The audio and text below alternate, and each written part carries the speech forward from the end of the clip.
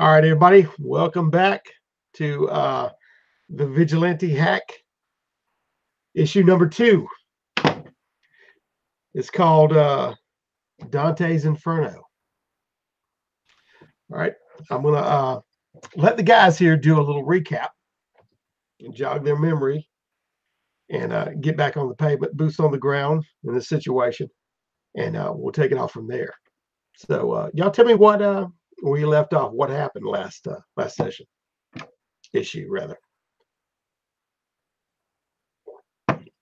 You want this, John? Give a little rundown. Okay. Well, we faced off against this biker gang, and the biker gang can't seem to stay on their bikes, or at least not with flying feet and shields and something or other, always hitting them. But that's another issue entirely. I have managed to save the hero that we were going after and get him to medical assistance, while my partner in crime, I'm assuming vigilantism is still a crime here, is off doing something somewhere. I'm kind of worried. But I am outside of the hospital, just leaving. And that's what I'm trying to figure out, is why I've not seen him yet. Okay. So he's late for the party. What about you, Hellbat? Well, Hellbat, he had to, unfortunately, well, maybe not unfortunately, he was being pursued still by the biker gang. Decided to keep going and head down a nice alley, get in a nice fight with 3 of them, and maybe he might have maimed and killed one. Who knows? Certainly broke his jaw, I think. Yeah. When was it? In the course of the fight, I guess he was whatever was thrown at him. He's a little disoriented, beaten up, worn out. Tried to make his way out after the fight. Some kind of sleep powder on you. Yeah, and just slammed face to pavement while everybody's watching, taking pictures and spreading the news. Videos and everything else. Yeah, that's a pretty rough situation. He was almost to the out of the neighborhood. And that's where we pick up. Valor, I believe, had just walked into the hospital after they took Blue Diamond in, which he had removed all of his insignias and set it up, staged it as a motorcycle crash.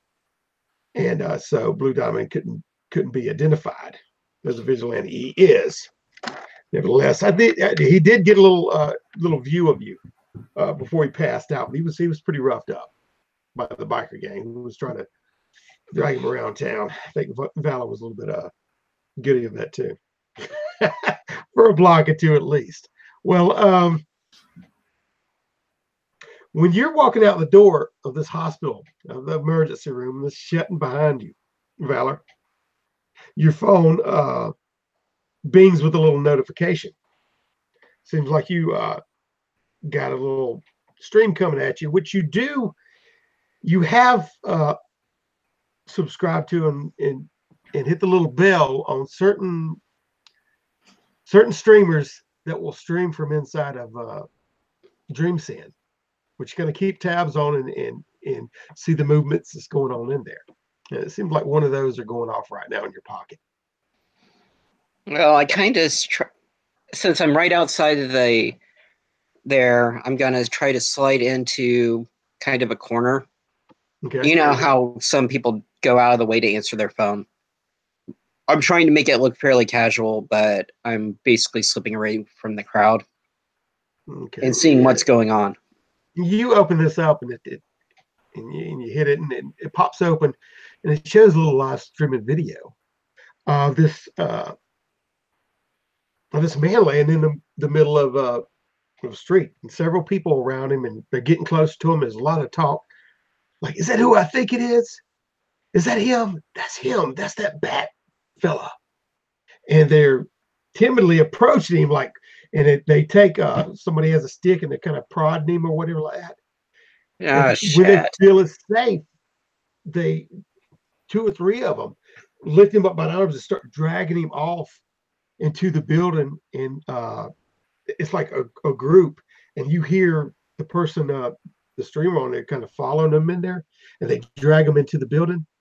And then the video goes off at that point. Now you're sitting there. I recognize the building that they dragged them into as one that we passed when I was. Yeah, you recognize that. Well, more or less when you came in, you're very familiar with it. It's a 9-story apartment tenement. And he kind of looks around like, oh boy. Yeah. Well,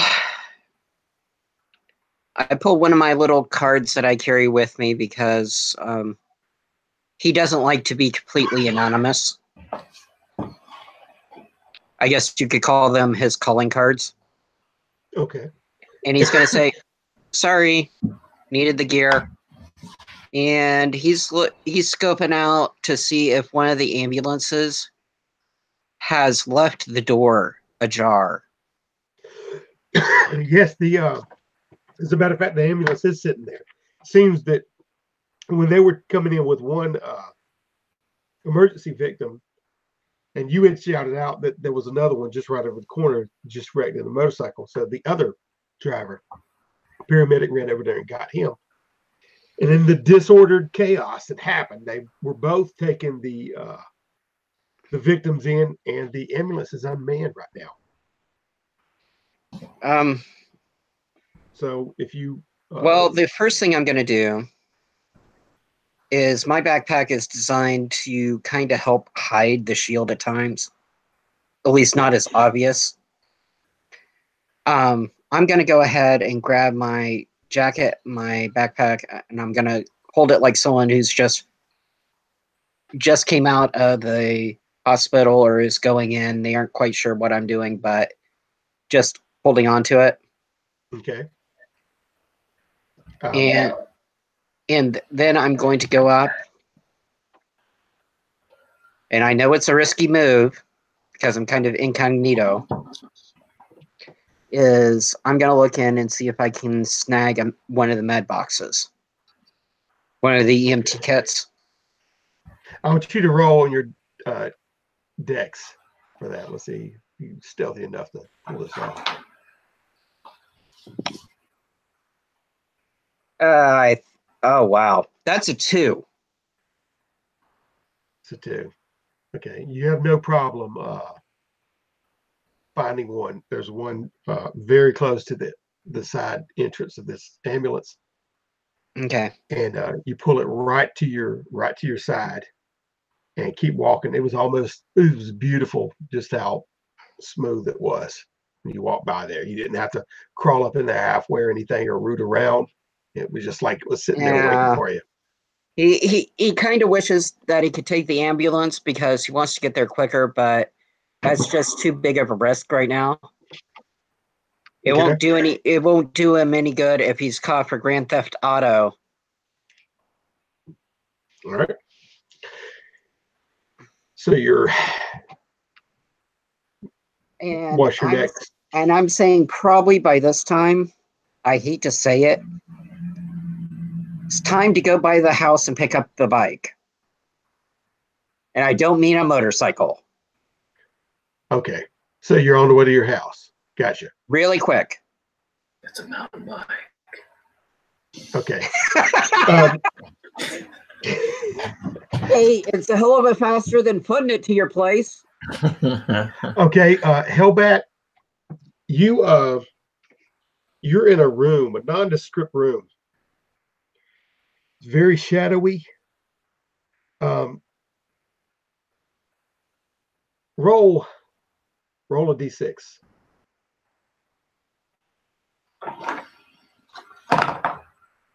A 4. Okay, a 4. Yeah.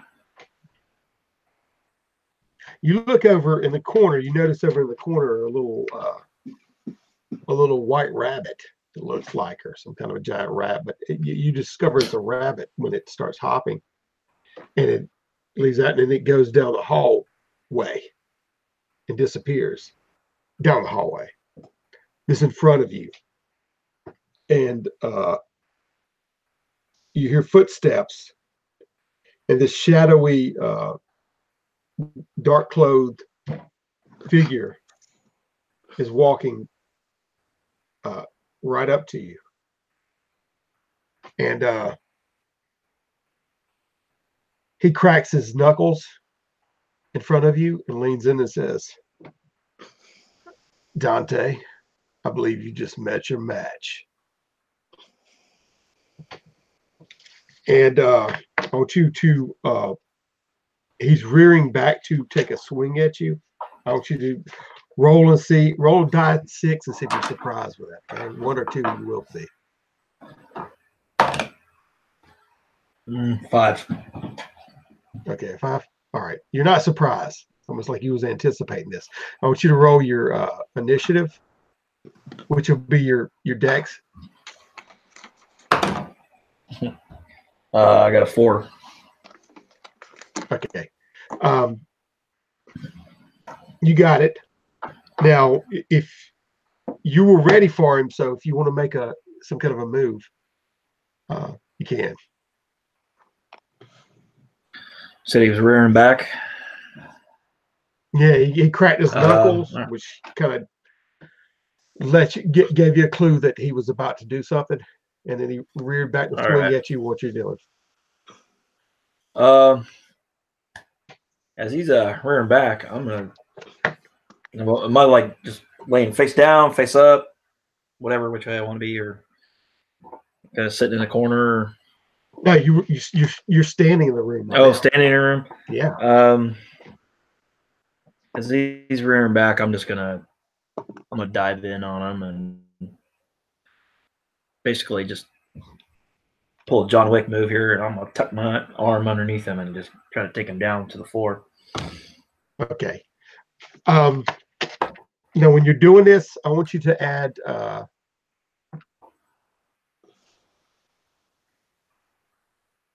seven to your die roll and roll it. Add 8 to your die roll. Sorry, correct that. Am I rolling against my strength? Well, no, you're rolling to get away from him. You said. Oh, rolling. Oh, no. I'm coming in at him. Oh, you're coming in at him. You're swinging. Okay. Yeah. Okay. Much, so yeah, you got to use your dex on that, I believe. Yeah. Now, are you? How are you diving at him to? Yeah, I'm pretty much just trying to take him down to the floor. Okay. All right. Now go ahead and roll your strength. Just roll it at add 8 to roll. Okay. Oh, that would be 24. 24. Yeah. Yeah, I got to get below 16. Yeah.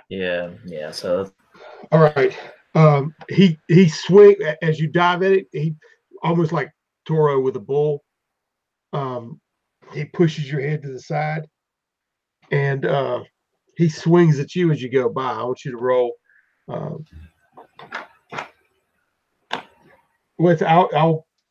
roll on that. All right. Okay.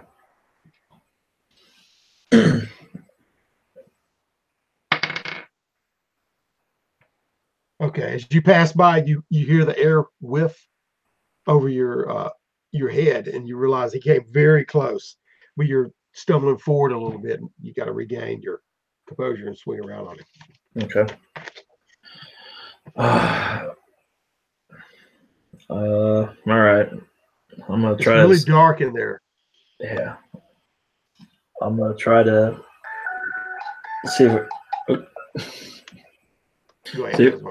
Let's see if I can try to take another crack at him. I guess so. Try to swing at him if I can. Yeah. All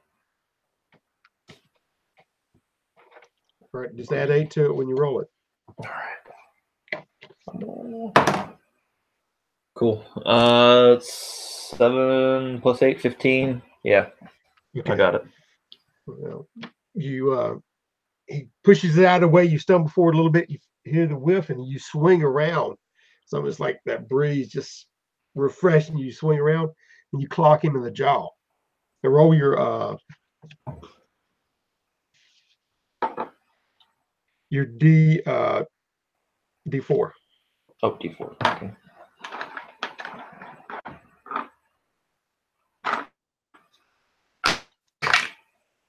I got 4.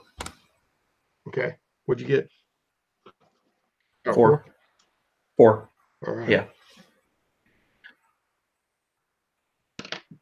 All right.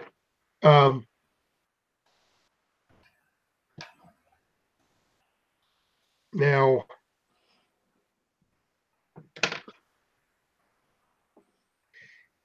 he's going to he's swinging right back at you.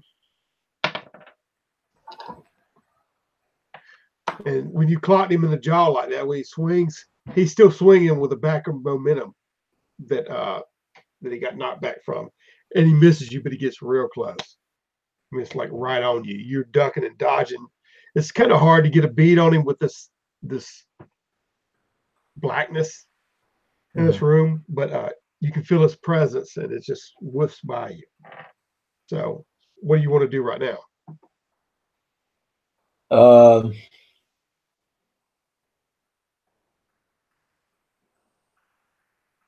But would I still have my night vision goggles?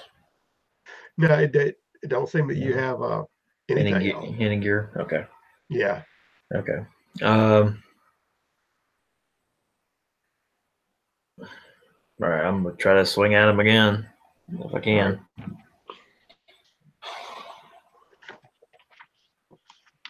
Right. Still on the 8. Yeah. Okay. That'd be 11 then. 8. Yeah. 3 plus 8. Yeah. Okay. Roll your damage. All right. 3. 3.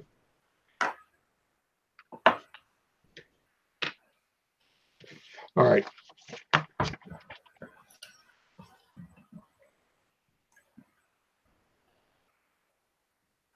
Now he's you did clock him again, and he's coming at you with another swing.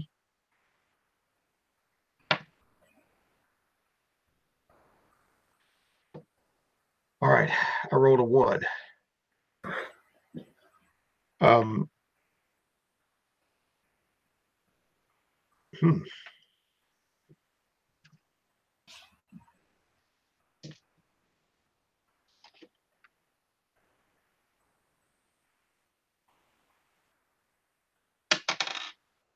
Oh, I did have one question. I forgot to ask.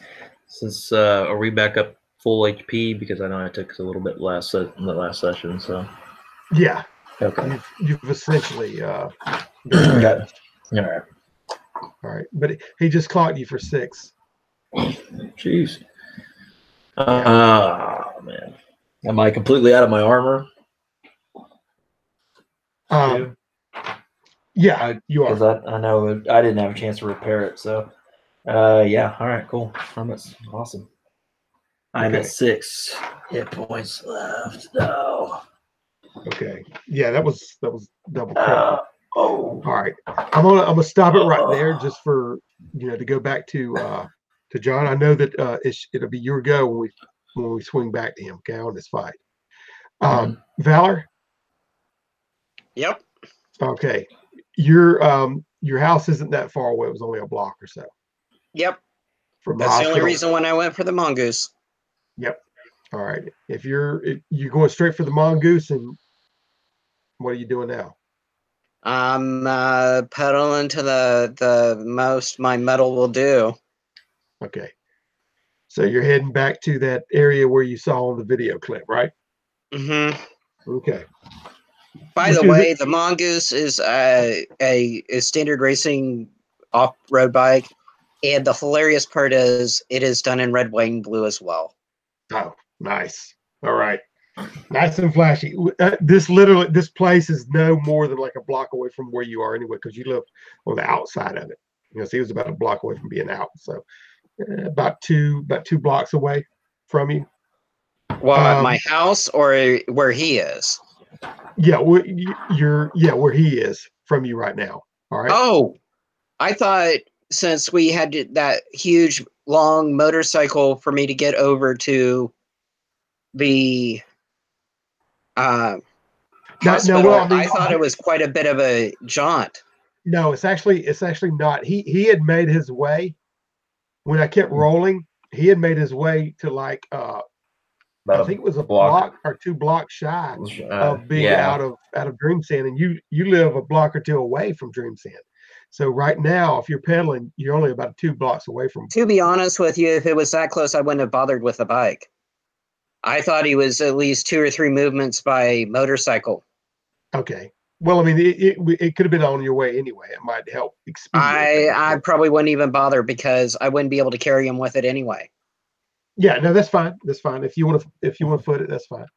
Yeah, I wouldn't have went for it. Okay. All right. Although I will stop long enough for me to grab the medical supplies out of the box and toss the box. Okay. Well, because that's pretty bulky. Well, even when you're running, you're still closing in the gap. You've got, like I said, probably 2 blocks before you get to them. It's just a hop over there, Okay. So that's what you're doing. I'm guessing you're going straight to the place. Actually, I'd probably just keep a hold of the box and not bother with stripping it down yet. And I'll probably just hide it outside right before I go in. Okay. Well, you are right now. We're going to fast forward a little bit, and you're at the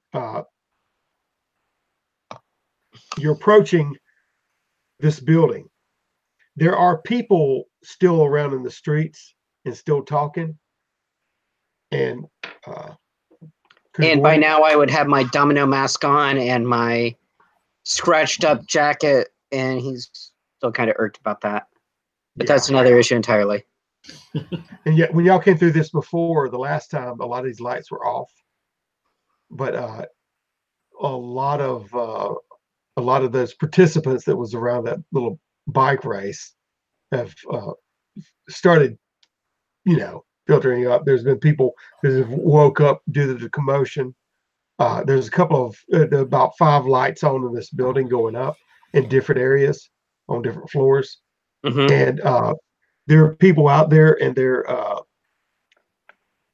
some of them are sitting on the stoop. A couple of them are dancing drunkenly out in a little firelight.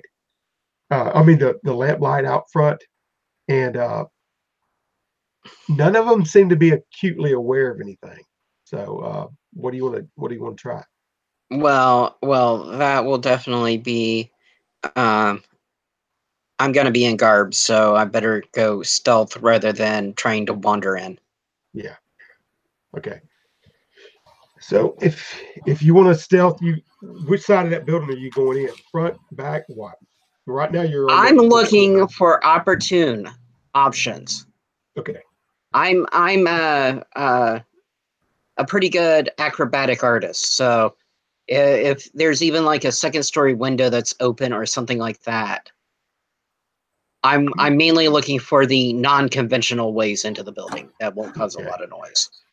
Yeah, and this is an old building. Looks like, in your estimation, it should be condemned, but you know that people still live here. This is the ghetto. So, I mean, there's a lot of windowsills and handholds that you can shimmy up and get to gutter system, so that it shouldn't be a problem. I mean, the brickwork masonry is stuck out enough to where it has that old school elaborate non-modern facade sticking out. So you got enough handholds that you can get up, and the windows are as I said, I'm just looking for something that's open. I want it to be nothing. Gotcha. I want you to run. Basically, I'm trying for taking the advantage.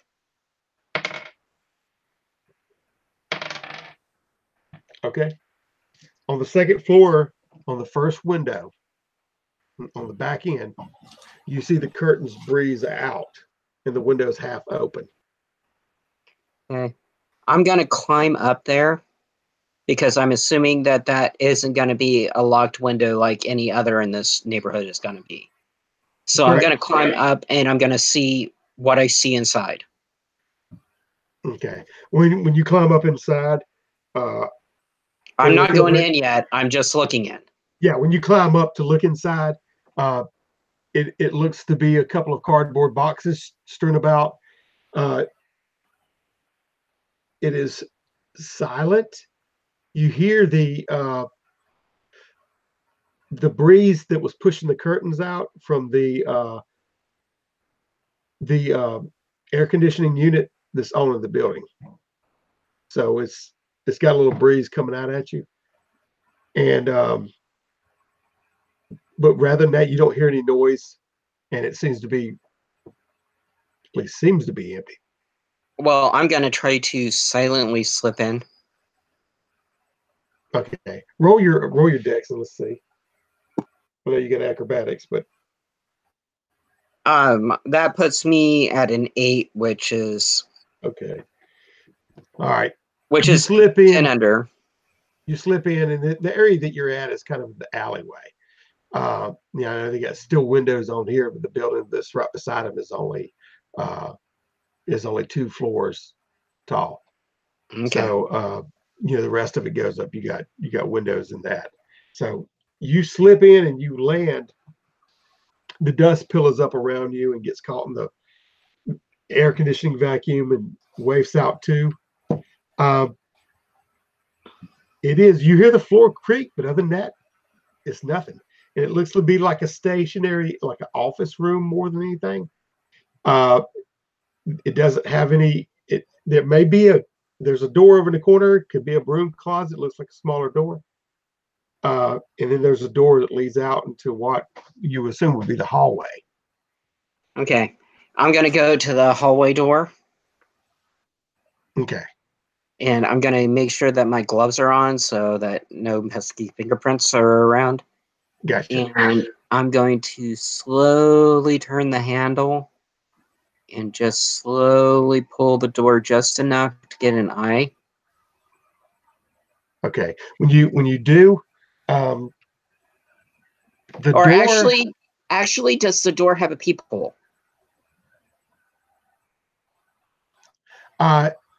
This door. Let me see. That's a good question. Because if so, I would check that first and then go from there. Yeah, it does. It does. I use the peephole. If you use the peephole, you'll see peripherally a hallway. This dingy. There's some very low lit, kind of flickering sconces with lighting on them. You can't really see the bottom floor level all that much. You can right in front of you, but not for a long space on either side.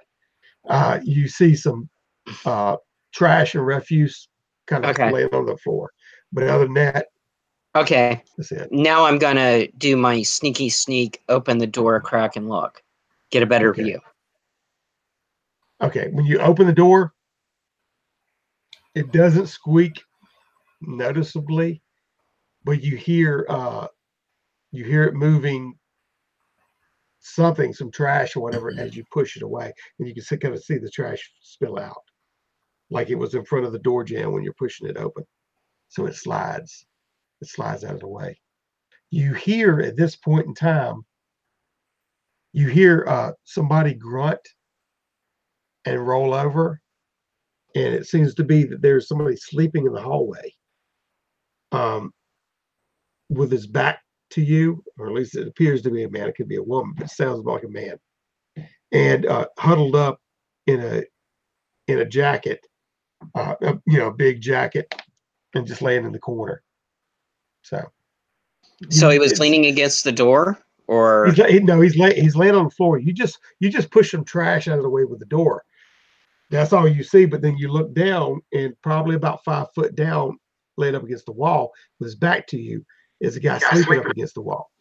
Okay, and I'm going to subtly sneak the opposite direction at a decent pace to try to get away from him without causing a ruckus. Okay, well, you can't really go the opposite direction too far because you were at the end of that building, and it dead ends that hallway right there. You're at the last little room, so you're gonna have to pass this individual. I guess that's the way it's gonna be then. Okay. I pull my taser. My stun gun. Okay. Pull your stun gun. And as I pass him, I say, "Sorry, man." Right as I'm shocking him. Okay. He was totally out. When you shock him, it seems to be an old man. I'm sorry, but I don't know the situation, and I don't want someone. That's fine. I'm just saying this is what you uncover, and he starts screaming and yelling and shaking and shuddering up against that wall, and it seems to have alerted several people.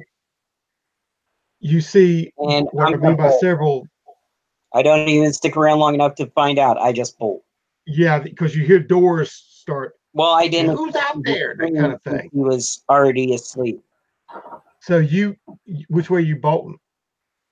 Not the way that's the dead end. So okay, so you're bolting down the.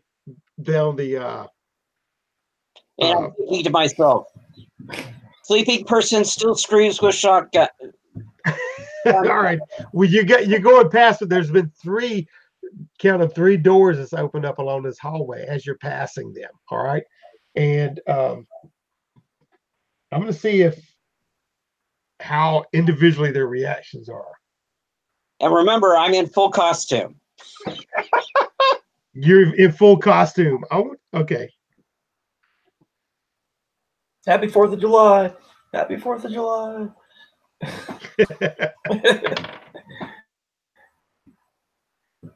All right. There is a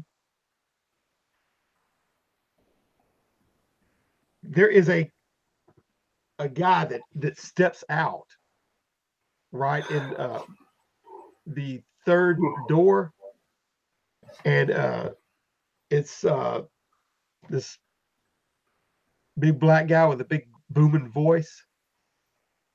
Who's making all this ruckus out here? And there's 2 doors behind you. All right, so he's standing like almost a brick I don't know. wall. The guy down there was just screaming. Maybe you should check with him. You freak, is what he says. All right. Let me you're saying he's screaming. He kind of looks down there. He says, "You're a freak with your outfit or whatever." Hey, it's one of them freaks. And with so he tries to grab you, is what he's going to try to do. I want you to. Nah, before he would do that, I wouldn't move into arm's reach. He has to come to me. So yeah. Well, that's what I mean. He's going to try to grab you, but you're kind of bookend in this hallway here. I know. So, all right, but let me switch to Hellbat for a minute. So, Hellbat, it's your turn to try to. All right. After I'm basically, you said I took a nasty hit the last time, so I'm gonna be like, yeah, you took hit. I'm huffing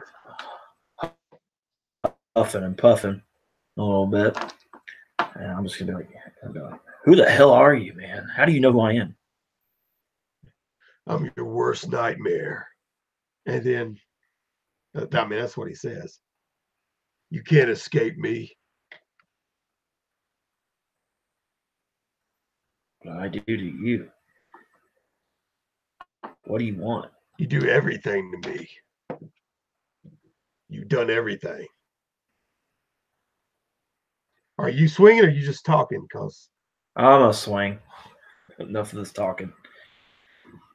I'm gonna get answers. Beating it out of you.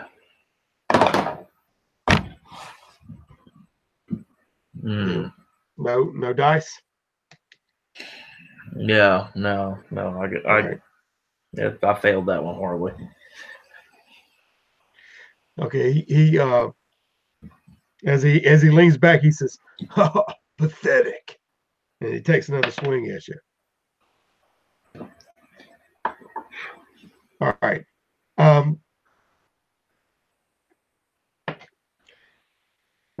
He swings and he misses as well. And he stumbles forward and he rolled a critical failure. All right. Just game mechanic wise. So he stumbles. He says, pathetic. And then he swings at you and you turn it aside. He stumbles forward past you. Right in front of you, as he's going to the side, you see the hallway and you're still in the room. All right. So what's your next move? My next move, I'm bolting for the door. You're bolting for the door? I'm bolting for the door. Okay. Well, you bolt for the door and you run. A little bit later, you hear like an echo of your footsteps right behind you, chasing. And you're going down a corridor. All right. It seems that as you're running, you see a little white furry glint over in the corner down the hallway some. As you get close to it, it skitters on and goes down further down the hallway as you're running. But this dude is right on your, breathing down your neck. All right. Now let's go back to Valor for a minute. Valor, yeah, this guy does not like you. The two guys behind you are a couple of smaller guys. And they seem real like real skinny, real pale, but they're laughing like crazy. And they're both kind of positioned side by side behind you, where this dude is in front of you. And so he's trying to run toward you to grab you. I want you to roll, just roll D6 to see if he catches you off guard any. All right. Well, would it really be off guard? Because he's pretty much. You won't be fully off guard. I just want to know if there's any slight bonus to anything that he might do if he gets Or yeah, you're not surprised. You're totally confident and aware of what he's doing. So okay. Roll your for these guys. I want you to roll your dex, your initiative. All right. That is a 15. 15. All right. Wait, you wasn't surprised. I want you to roll whatever you're trying to do. I want you to roll advantage to do it. Okay. I've got advantage? Yeah, because you caught them by surprise. You wasn't surprised, and then you get initiative. Okay. Well, that changes things a little. Yeah. Let's find out how lucky I am. I've got advantage. So I'm going to go and do a falcon punch on them. I am going to go up, get my shield ready, go up and go down with that gauntlet with that shotgun in it. And I want to knock the big guy out and scare the shit out of the little guys. Okay. All right. Because the way he's got it designed is it's meant to look like he punches someone and they knock to the ground instantly, which has to be intimidating with this big black guy. Yeah. I want you to add a 1 to your roll, though. Okay. That is a 5. Gee whiz. Okay. Now when you come down, you clock this guy. He definitely feels it, and it leaves some damage on him. Well, And what did you hit him exactly?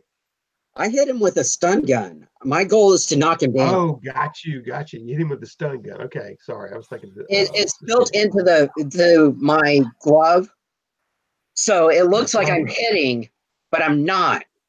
I'm shocking him with a stun gun, trying to get him to knock down, and it looks a whole lot more intimidating than this scrawny little kid trying to bash him. Okay, well, when you do hit him, I want you to add the stun damage, which will be. There is no such thing as stun damage. If I hit, he's down. I don't mean stun damage, but there's a duration of time when he's stunned. That will be 3 rounds. Yeah, that's what I meant. But you're going to damage him with the punch, and he's definitely dazed in front of him. So you fling in the air and come down and smack on him, and these guys behind it. The way I'm going to punch the landing, if I can do an acrobatics check, is I want to land in that sort of 3-point stand that you see football players get into. Yeah. Oh, you want the superhero landing? Yeah. And he's showing he out. looks at the other two and says, "I don't want to hurt you. Go in your apartment and shut the hell up." Okay, let me see the reaction, okay? Okay, now listen, that officially, they stand straight up, all right? Because what they've seen from their angle is you flying through the air, this guy about to come at you, this big old bruiser, and you smacking him and landing like that, and then turning and saying it over your shoulder. But what you don't see immediately, and what they see, is he's standing there dazed like this. It looks like he's about to drop. So they immediately scamper back into their rooms and slam the door shut. All right. And yeah, but what you hear when you hear the door shut, you also hear his body hit the floor. All right. In the same instance, they go slap, slap, and you hear that third bam. You turn back around and he's laying on the floor, shaking his head. So what are you doing? I've done my job. I've got 3 rounds to get ahead of him. That was my only goal. All right. So you're taking off. My goal is to figure out where Hellbat is in this place, and they gave me a 3-round head start. Gotcha. And I'm not sure if that guy will want to get back with me. Yeah.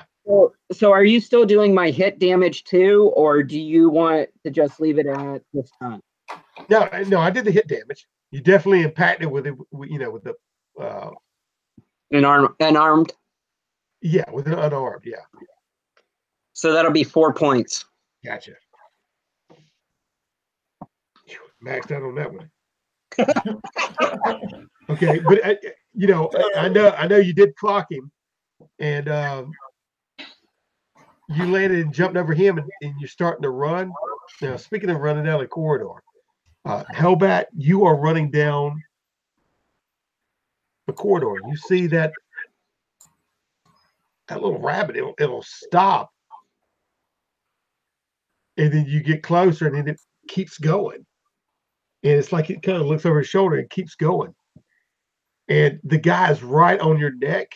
I want you to run to see, roll your dex. Let's see if you can outpace this sucker. Because if not, he'll be catching up to you. I was either that or I had something in mind, but no. I mean, you can do whatever you want to do, but I was just assuming you were running. Well, I was running, but I had the idea of just dropping dead in my tracks and trying to get him to trip over me. Okay. I mean, is that what you want to do, or are you? Yeah, that's what I want to do. Okay.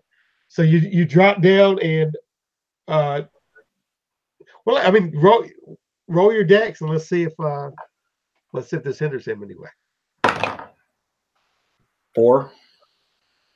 4. That beats it. Yeah. You drop down and he jumps. He tries to jump over you fully, and he bounces along the walls and skitters to a like a stop in the hallway. You know what I mean? It definitely took him off his feet. So when he barely jumps to get over you, slams into the wall on each side, it kind of crumples and rolls around, and then you see his head snap around at you. And you cannot get any kind of full, it's too dark in there to get any kind of a full facial view of it. All right. So what are you doing now? Looks like he's getting up to start running back by his motions. As he's getting up, I'm just gonna bolt towards him to try to slam on. So okay. Now, all right. You got a little bit at the ready. Now bolt toward him and use your melee and add that 8. All right. All right. Shit. All right, man. I got an 18 plus 8 is 26. All right. Whenever you ram up against him, he takes you and spins you around and is doing like a body drop right on top of you. And when he lands,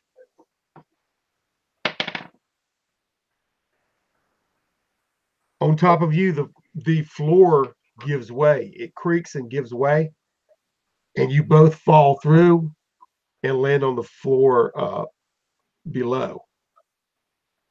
There's pieces and everything, and he's pushed you back down, and he's raising up. He goes, "Smile for me," and he raises his hand back to try to punch you again. Right now, I want to break it. Since we're re-entering combat, roll your dex. Let's see if you got initiative on it. Yes, got 3. Okay, perfect. All right, as he's righting himself and he's trying to pull his hand back, I mean, he's on top of you basically. But what do you want to do with that dex roll?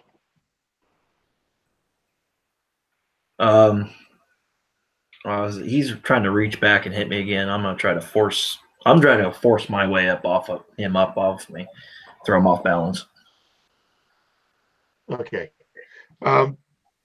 Well, roll your add the 8 and roll for melee if you're doing force. Okay. Yeah. We still in the dark? No. Oh yeah. No, it's this. Damn.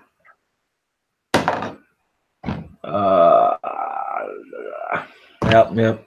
Didn't get it. Got a 22. Okay. Now you're trying to force him off of you. It doesn't work. He pushes you back down. He says, "I said, stay down. Don't you know to stay down?" And he swings at you.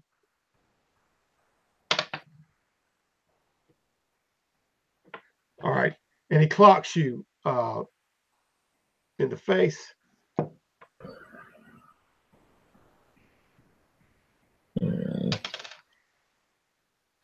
All right. Well, take a 1 on that. All right. But you feel it's a solid hit. Got your head in you go numb. It buzzes a little bit. Now he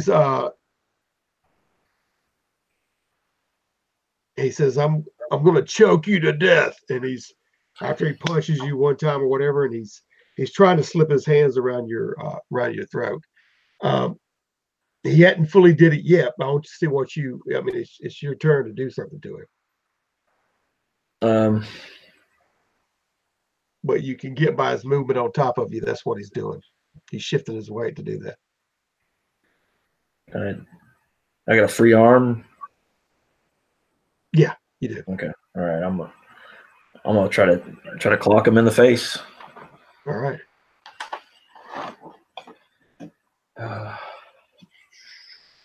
Come on, dice. Come on, dice.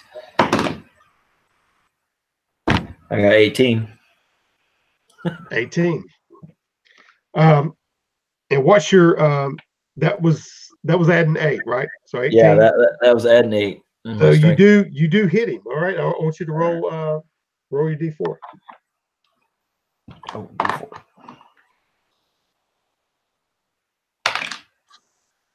1. A 1. Okay, 1 for 1. All right. He's screaming, "I love it!" All right, and now he's trying to. He didn't shift from what he was doing. You just hit him like that, and you feel some speckles of maybe you'd perceive as blood kind of go across your face because he's right over you like that. And you see his teeth for the first time ever. He opens up his mouth and his teeth are gritting and they're kind of getting blood filled and dripping downward. And he's trying to strangle you. I'm gonna see if he can do this. All right, he's got a hold of your neck now. All right, and he's squeezing. He's got a good grip. Roll to break free or whatever you want to do. Yeah, I'm gonna try to break his grip. Yeah, just add 8 to the the melee. No, it's 20. 20. Yeah. Okay, this is getting tighter on you. Now we go back to Valor. Valor, you are running down this hallway. Now, when you hit it, you have to go to the left to circle around the hallway. And after you hit that turn, after you leave that guy, and you take the left, and you're starting to run down, and there is several what appear to be junkies laying down the hallway. They got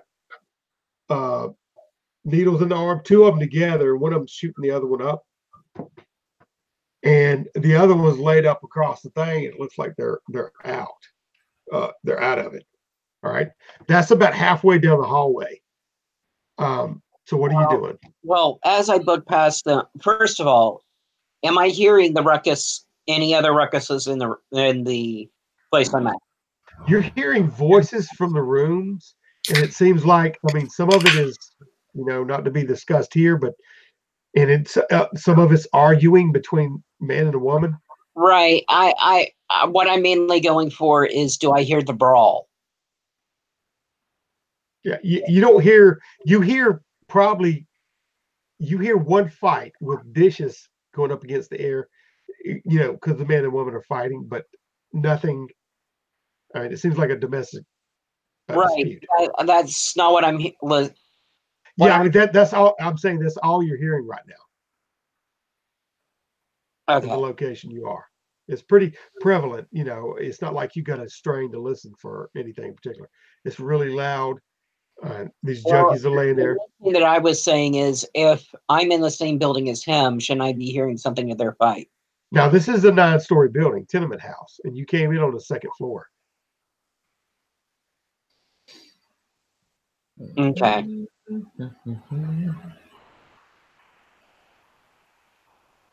Okay. Then I guess I would be going up. Okay. There are more floors up than down. Yeah, and is no matter it'll be on the ground floor. Okay.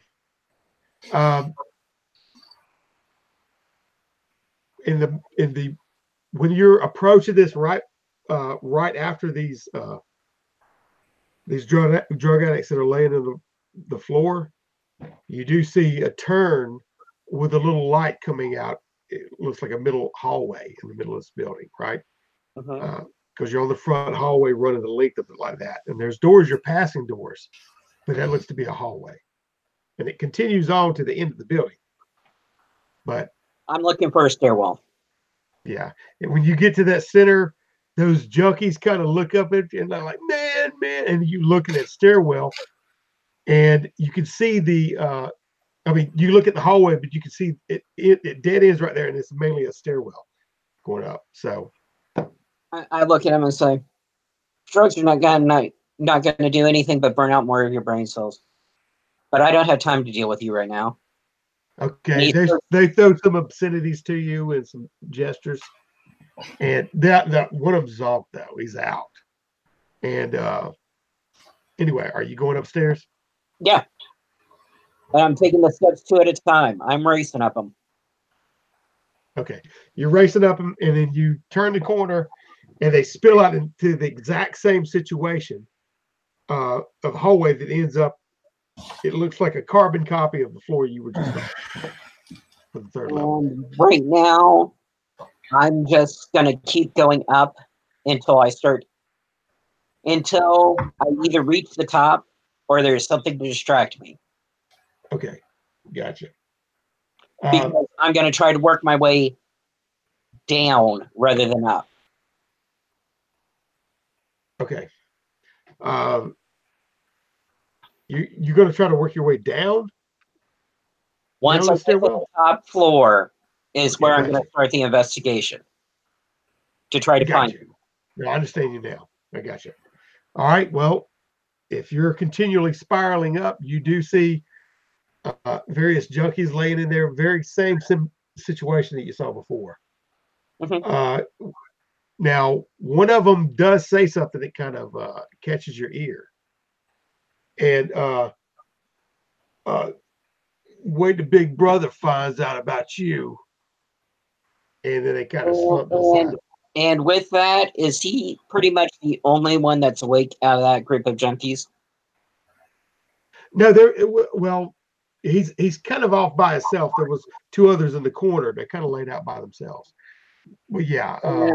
And with that, I am going to use my acrobatic flair to force him up against the wall. Okay. You're not going to have pretty much any kind of trouble with him. He's very. Yeah, I figure as much. Yeah. But I'm just trying to do it intimidatingly because I'm probably not much better than him. Now I want you to roll a dice for me. Roll your intelligence. All right. And that's a 2. Okay. Well, you kind of recognize that Big Brother is one of the things that they call the local area drug dealer, the drug kingpin in this in Dreamsend. All right. And I look at him and say, you have 2 options. 1, you're going to be very sore. Or 2, you're not. He said, man, I'm already sore. And then you see he holds up his arms and there's sores all over his arms. And he starts laughing and he kicks his head back up against the wall. Well, I forced him up against the wall. I'm trying to interrogate him to find out where Big Brother is. Yeah, I know. I'm just saying that's his reaction. He's up against the wall, but he lifts up his arm. He's got sores on his arms from where he's been shooting up and everything. And he finds it funny. So he says, man, I'm already sore.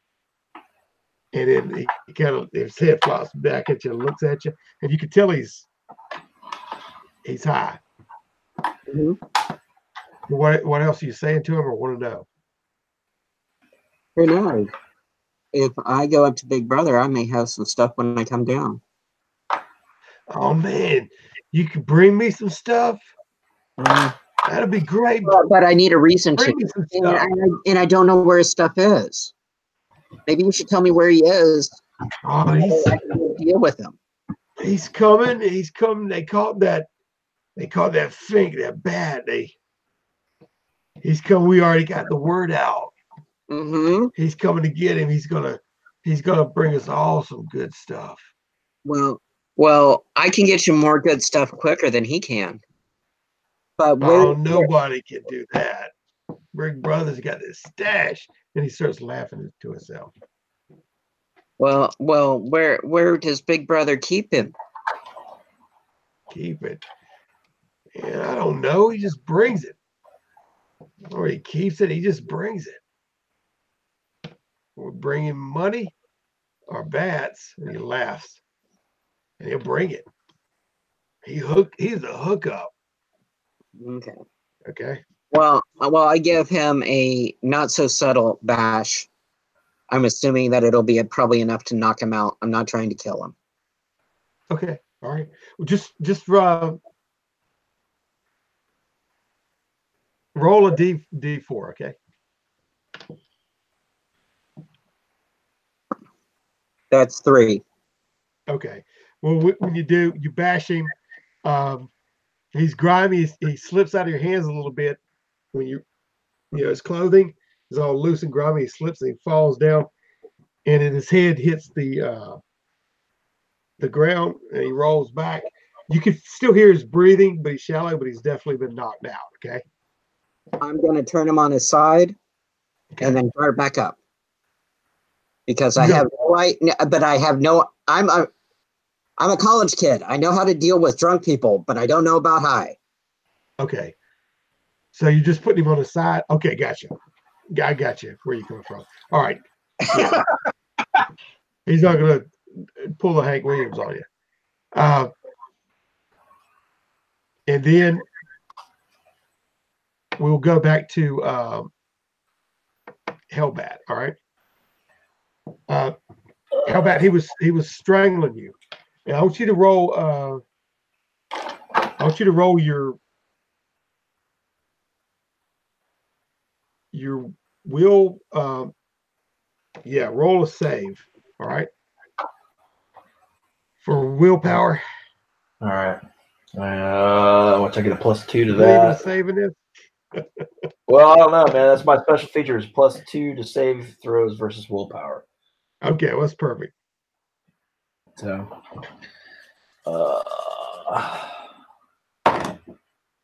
I got roll a 10. So okay. Well, you're staying consciously awake, and you feel his hands getting tighter on you.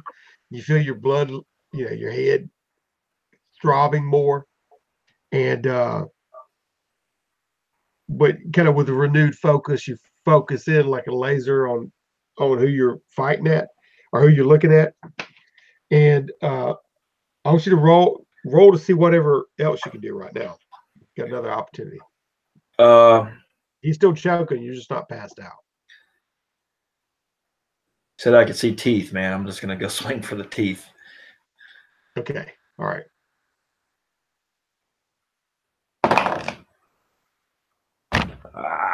I rolled an 18. Okay. Yeah. Well, your swing, but it's kind of hard to get around his elbows. He's got him cocked out, and he's rolling. He's squeezing tighter, and he's laughing right now. Big husky laugh, and you can feel the blood dripping on your face. Okay. Take 2. Oh, Jesus. Oh. All right. All right. Now it is your. I want you to roll your will again. Your save. 13. I rolled. Well, how's that +2 work? That was it. Yeah, you would take that off. Yeah. Okay, so it'd be 11 or something like that. Okay. Well, you're still cognitively aware of what's going on, and you're not about to drop to this sucker, whoever the heck he is. So anyway, the fight's still in you, bud. And he's squeezing your neck again. He's got you in like a deathlock. You're still cognitively aware. It's your turn. What do you want to try to do again? He's got you mounted. Yeah, I gotta try to break his grip. So you're gonna grab his hands or something? Yeah, I'm gonna try to grab for his wrist. Okay. All right. Yes. I got a 5.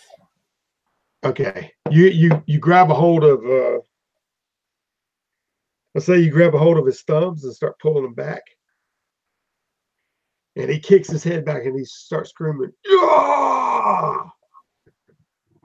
And then he jerks his hands back away from you as you're pulling his thumbs back off of him.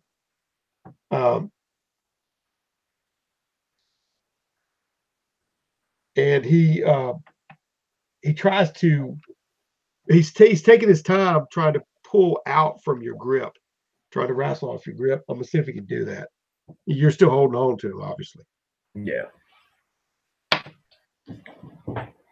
Okay. Well, actually, he does. He does. He just turns his angles and is able to slide his thumbs out. And it looks like he's raising up both of his hands to come down in a double smash on your face.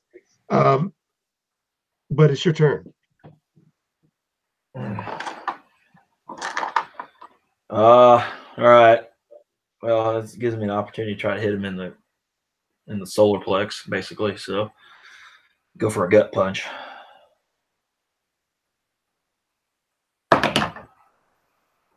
I rolled 17. Okay. That was with 8. Yeah. No, that's 25 Okay. with 8. So that yeah. Well, you came up short and just skipped up his front as he's leaning back, so you missed him. And he's coming down to try to hit you. Let's see if he actually hits you or not. He's gonna knock me out. Yeah, he actually comes right beside your head, and it's like the wood.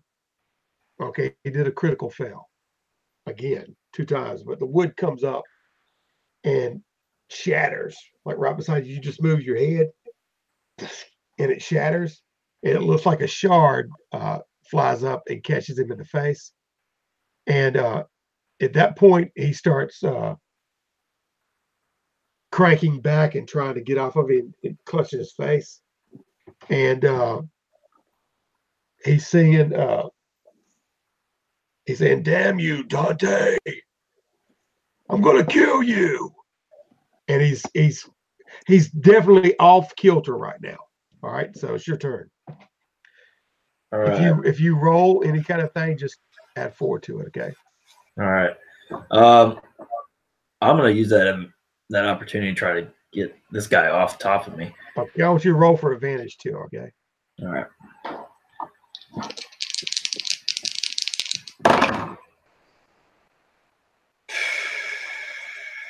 +4, you said? Yeah. Roll for advantage too. 2 dice. All right. I get it at 18. Okay. Well, you're able to do it. He's so off kilter. What are you going to do? Twist out from underneath him and get up and start booking it, or what? I'm gonna get off from underneath him and try. I want to hit him right where that piece of shard hit him right in the face. Basically, just try to drive it in. Okay. All right. So you get in and yeah, you see a stuck right around the side of his face, like right in there, right up near his eye. At least you can see it jutting out from the silhouette that's been casted, but he's turning his face. Very little light. It seems like I say it's really dark, but in areas it's almost ambient lighting, like the flickering of really low the sconces and putting off the light. So you're swinging at him and roll to see. Wait a minute, he's up. Let me see if y'all are in another position now. Roll your dex. All right. Okay, let's see. I got a 4. Okay, now you do go ahead and do what you got to do on it. All right. Let's see if I can get it. I still get. Am I getting a 4? 4 to that? Yeah. He's still. Okay, so I get a 22 basically then. Okay. I mean, did you roll for advantage right now since he's? Yeah. Oh shoot. All right, I forgot about advantage. All right, cool. Then I would hit him for 14. Yeah. Okay, now roll the D4. D4.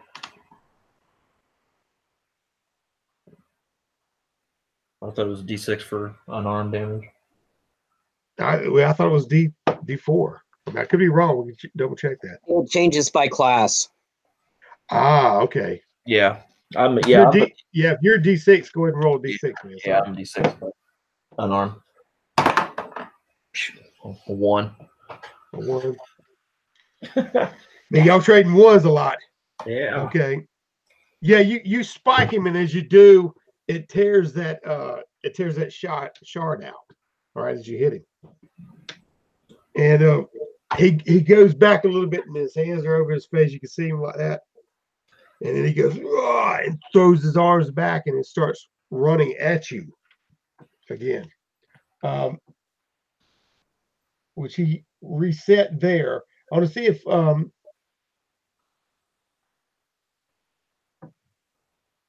he can hit you. All right. He does hit you.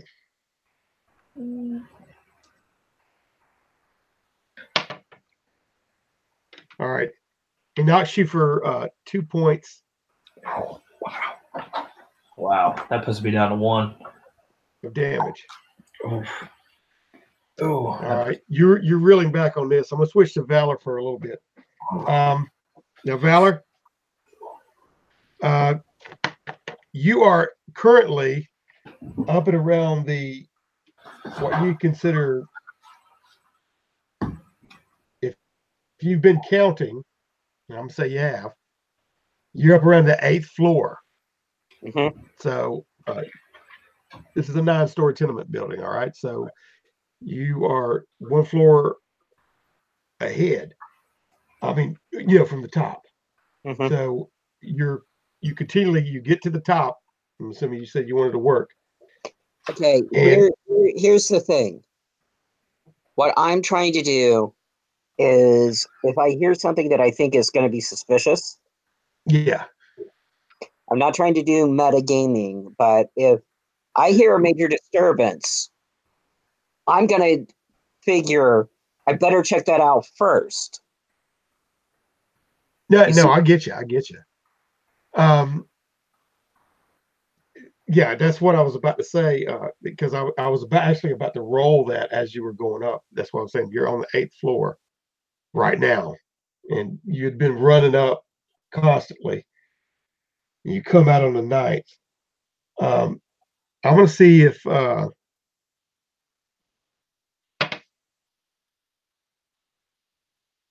okay, this whole way up, you've been passing the same situation, and it's been relatively quiet. You've heard different arguments and domestic disputes and junkies and laying in the hallways. That's about it. Now you're coming out at the top of this 9th floor, and in the hallway where it spills out, all of these floors are like the same deal.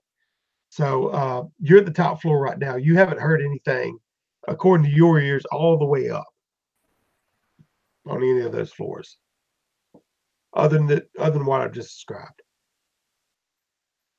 Well, then I start looking around on the top floor and start working my way down. Okay. Now, if you come out, you're going to go right or left, because you're coming out of that little hallway. That'll be right.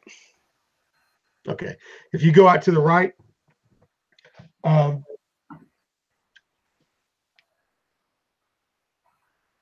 you see a guy there and another guy, and he's got a switchblade, and they're talking some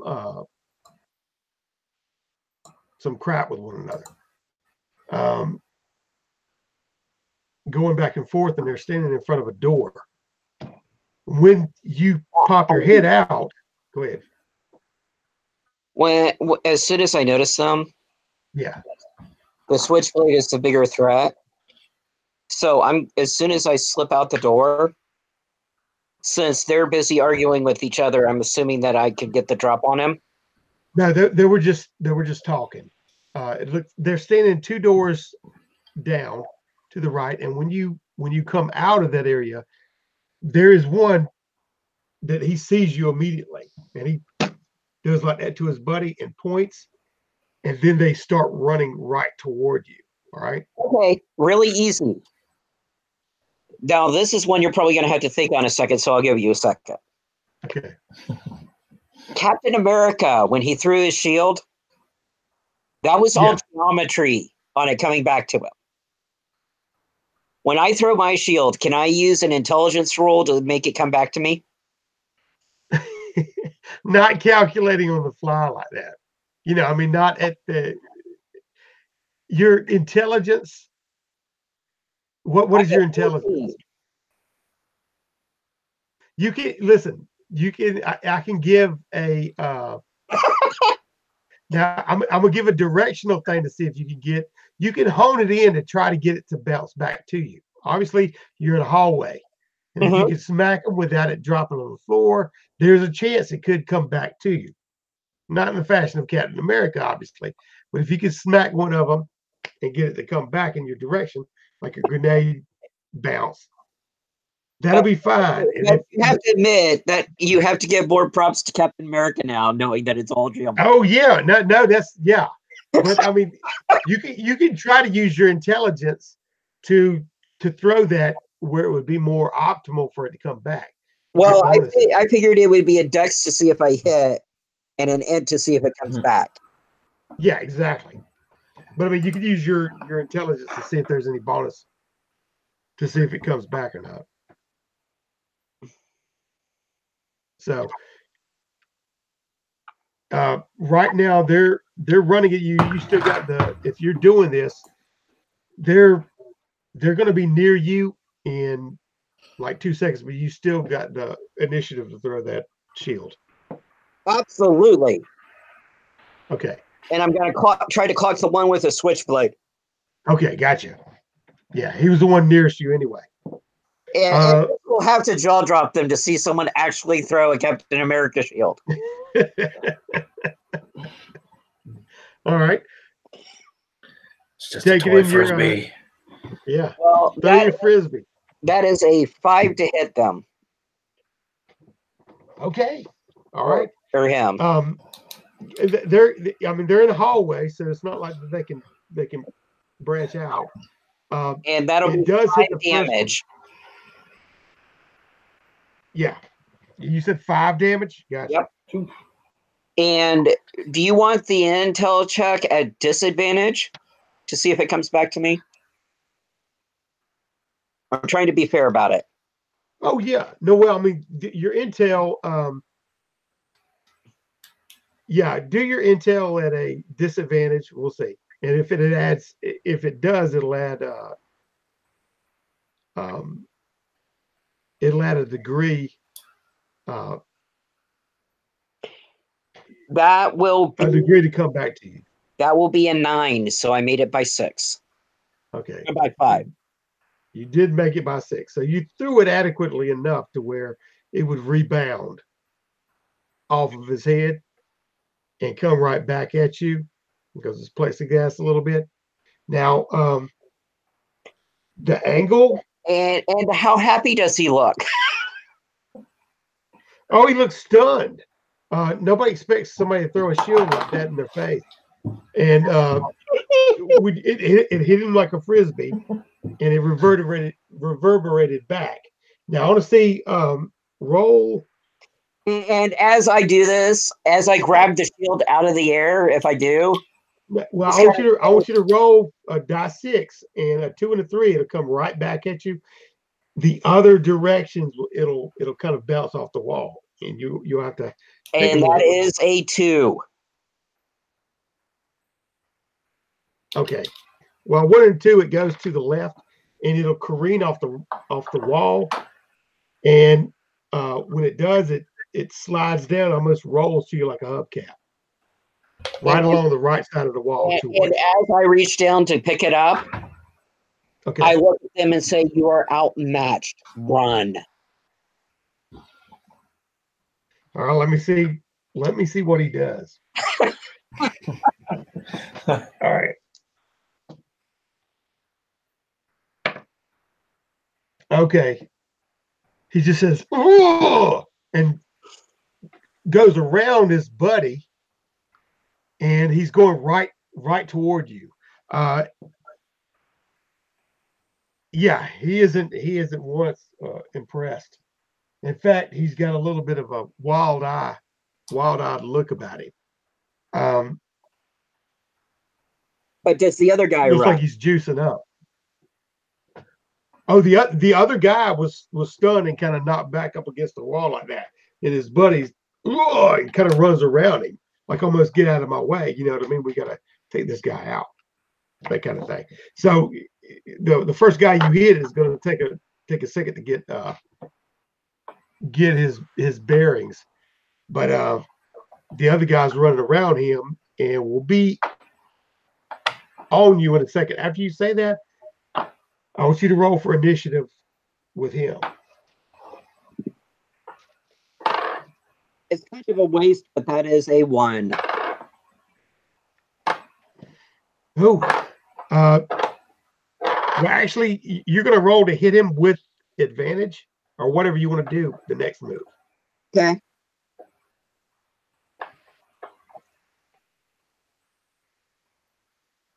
Well, as he's coming up, I'm going to use my acrobatics to dodge under whatever he's trying.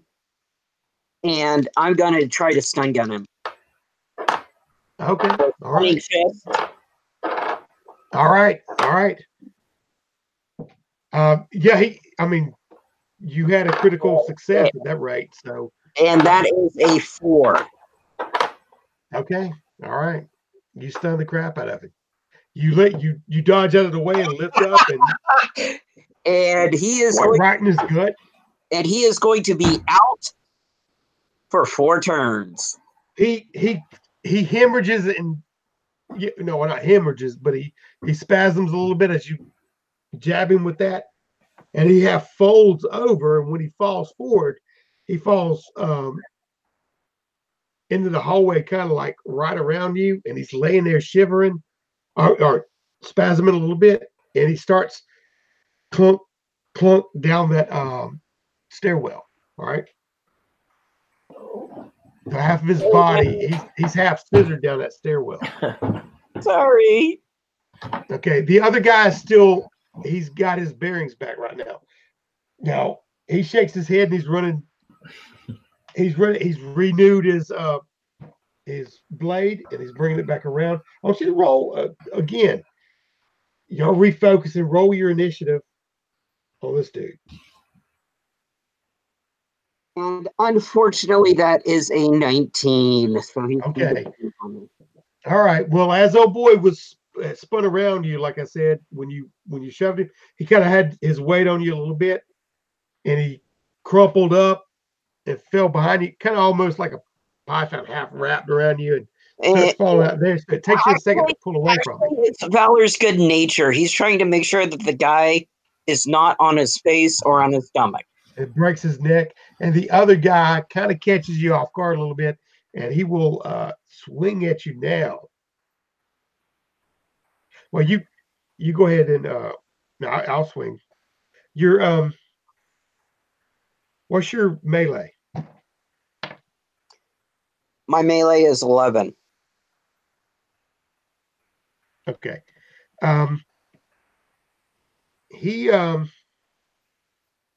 You don't make it. He does get a hand on you. What's it, blade?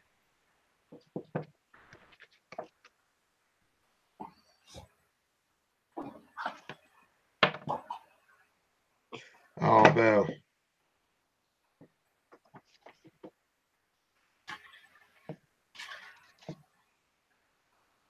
He hits you for 6, man.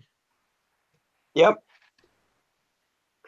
I'm not looking too good, but I'm still up. Yeah, he hits you deep with that knife. You feel that pig sticker go into you. Let me double check. I'm looking for the knife is 1d6 minus 1. Okay, well, it hits you for 5 then. All right. That's what I was thinking. Just want to double check. I knew a screwdriver was that way. Okay. He sticks you with it and pulls it out real quick, and that's your turn.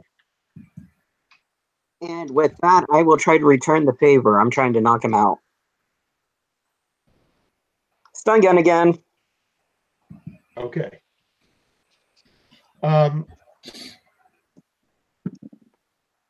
You don't have to roll for a stun gun. That's automatic. Yeah, you do. You still got a hit. Okay, gotcha. And that is a 4. All right. A similar thing happens. Now, boy's quite happy with himself that he just stuck you. And as he does, I just do almost a pat on the back of his neck. Like, good boy. And then he just drops. Yeah, he's smiling. It's funny looking because he's smiling when you do this. Because he was grinning ear to ear that he stuck you like like get out of here. And you swing around to see him and he sticks you like that. And he smiles and then you stick him on the back of the neck and he's just like that. And then he drops on his knees and he falls over on his buddy and on his back and Alf slides down that stairwell too. So both of them are clogging up that stairwell about half their torso. Now, well, I've done that part, so I'm assuming that they're holding him behind that door. All right. Now, we'll go back to, are you going to go up to the door? I'm going to charge right through it. Okay. We're going to do a little bio break right now. Y'all can decide what to do at this critical moment. All right. All right. I'll be back in a minute. Hey, look at it this way. I botched a dex check.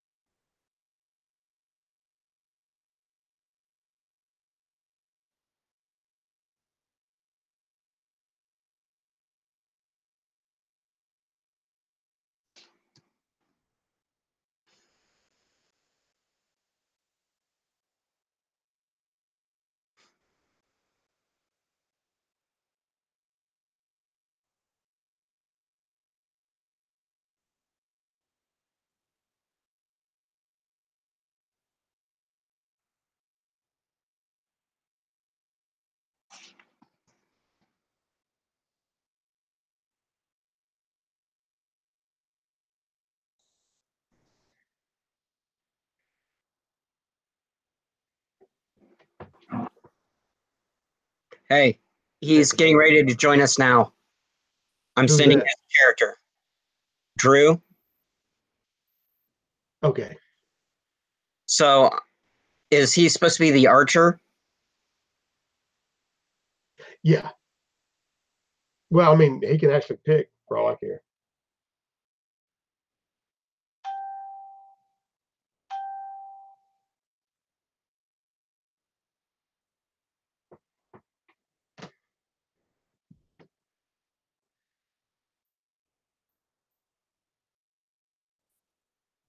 That was odd. It kicked me off.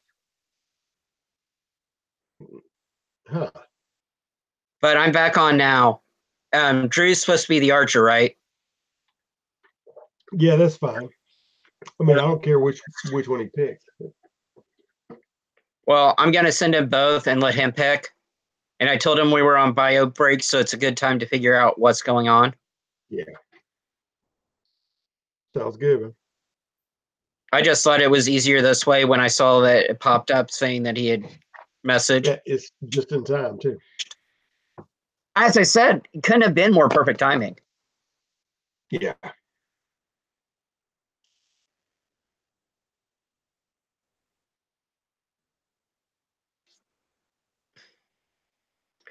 Hey, but at least mark it on your calendar. I botched a dex check. Yeah, first time for everything. Well, you've still got 90% on most of my dex checks, so.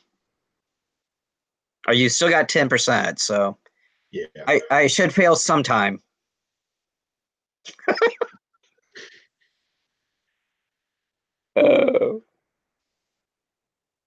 Mercy me.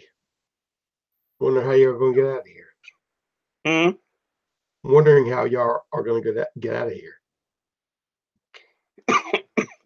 I'm wondering if I can get him to leave, because I'm pretty sure O'Neill does not realize what he's facing and what that -8 actually does mean in mechanically. Yeah.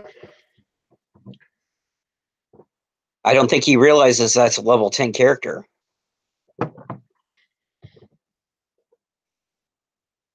Or at least that's my guess. Yeah, I mean, it's all you're saying is a +8. He doesn't realize why the +8. Yeah, I know. That's what I'm saying.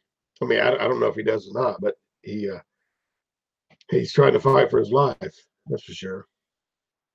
Well, he's trying to fight something that, mechanically speaking, I don't even know if he can beat. Yeah, well, I mean, that's the point, isn't it? I mean, why he needs rescuing.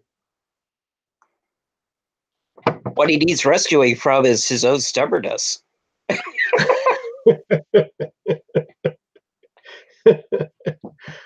Well, he's in this situation because he chose to face down against 3. Yeah. And now he's refusing to run for the big bad boss. Did you see what I put in? Did you see what I typed into the live chat? Oh, no. What I chatted him was, don't forget what the better part of Valor is. Oh, yeah. Discretion. And he has none. Hellbat is a worthy name for him because he's all wrath. That he is. Yeah, once I see the boss and see how he's hitting, probably the thing that I'll try to do is swoop in, and I'll probably have to take a blow, but he's going to have a better chance of hitting with that stun gun, and I think that's the only way we're going to get him down. Yeah. Because there's no way we can out HP him. No way. Even with 2 of us. Or even 3 of us.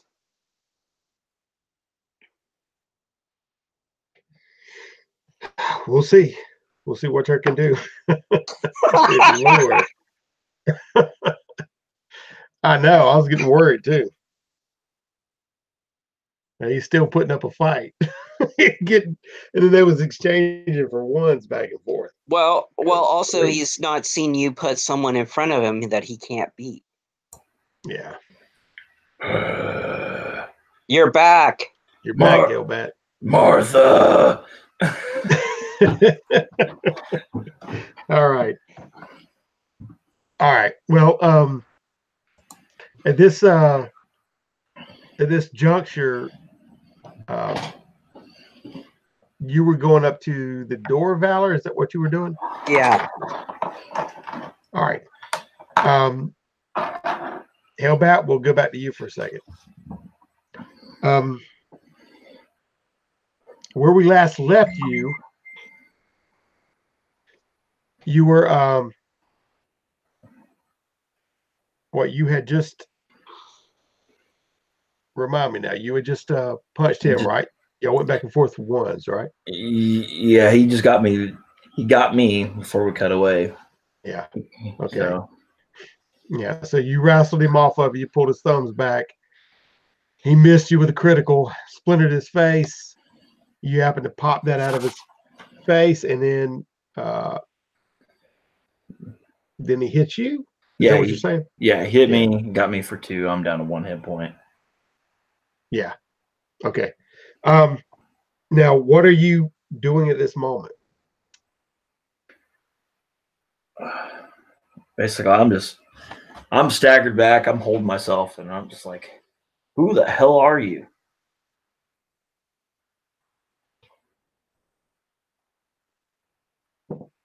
He slowly smiles, and you see his teeth is almost covered in blood now. That's about the only thing you can see. And he walks closer to you, and he's right in your face. I'm going to pause it for 1 second.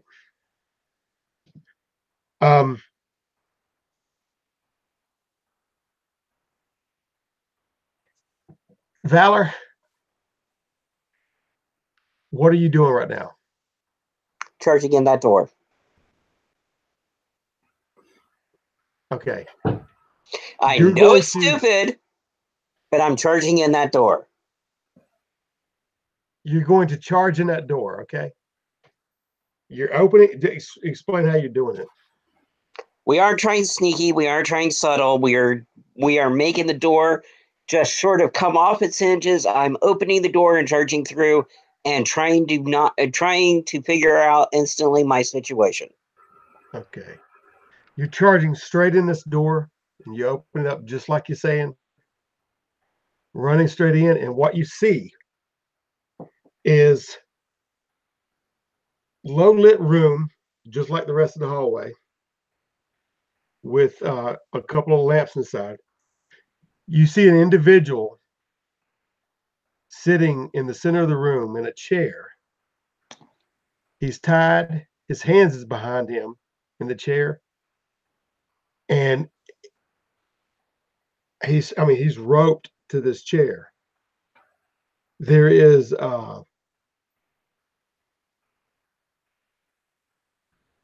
gag in his mouth, and a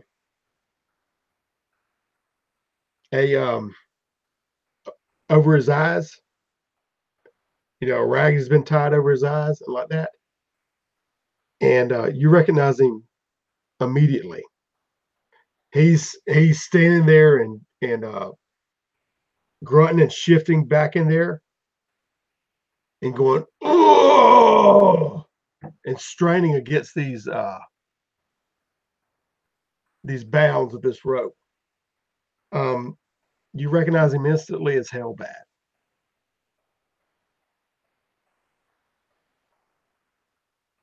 All right. He's the only one in the room that you see. And he looks to be drugged. So what are you doing? And he's fighting the bonds? Yeah. Okay. I'm going to walk into the room and going to be very cautious. I've seen what this stuff has been doing to everyone else in this place. And the last thing I need is him to pummel me too. So I'm going to be a bit cautious. I'm going to walk up to him and say, "It's Valor. If I take out your gag, are you going to shout?" Okay. Now, Hellbat, whenever you asked him, "Who are you?" and this thing in front of you grins, and you can see the bloody teeth right in your face. He's just walked straight up to you. He breathes in deep and opens his mouth. And he says, "It's Valor." Now, what do you say? What do you say? No, you're not Valor. You And he can't be Valor. continues and says, "If I take off your gag, will you not attack me?" Not scream, is what I said. Not scream, excuse me.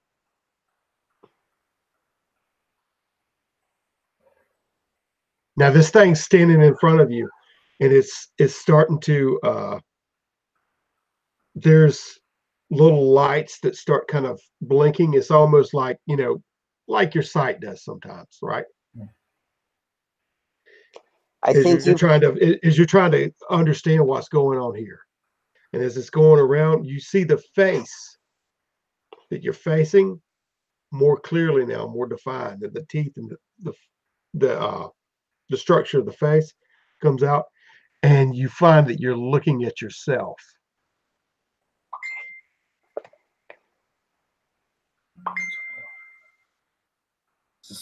Am I dreaming? Am I dead? Do I hear that? Do I at least hear him trying to mufflely say something? Yeah, he's calmed down now that he's not fighting in his dream, and he's trying to comprehend all this stuff. And he's gone kind of slack. And you see the can I take over the vision of himself for a second? Yes, you can. I think you've been drugged. Fight it. It's not real.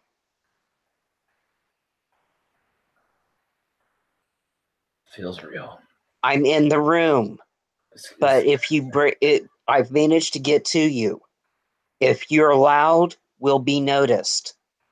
And I don't know how much more I can take. I got stabbed.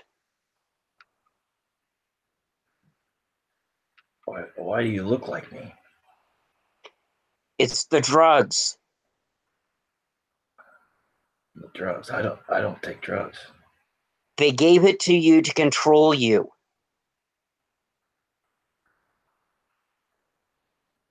Where am I? You're in one of the ghetto high rises. Big Boss Man is coming to try to get you. We can't stay here. You've got to fight it. I've got a med kit downstairs. There might be... I'm assuming that there's an OD drug for this versus this. There's pharmaceuticals in it.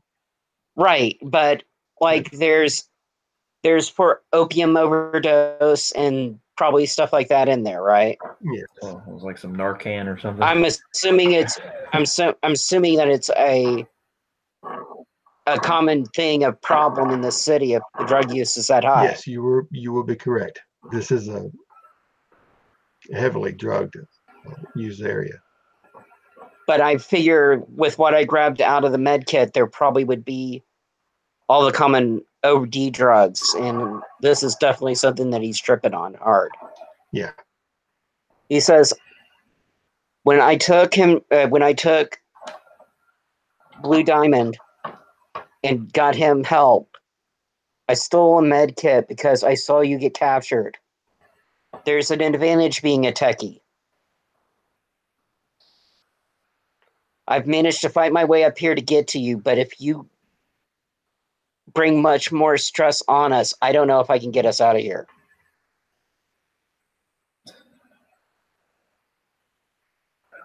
You gotta help me, kid. I'm trying.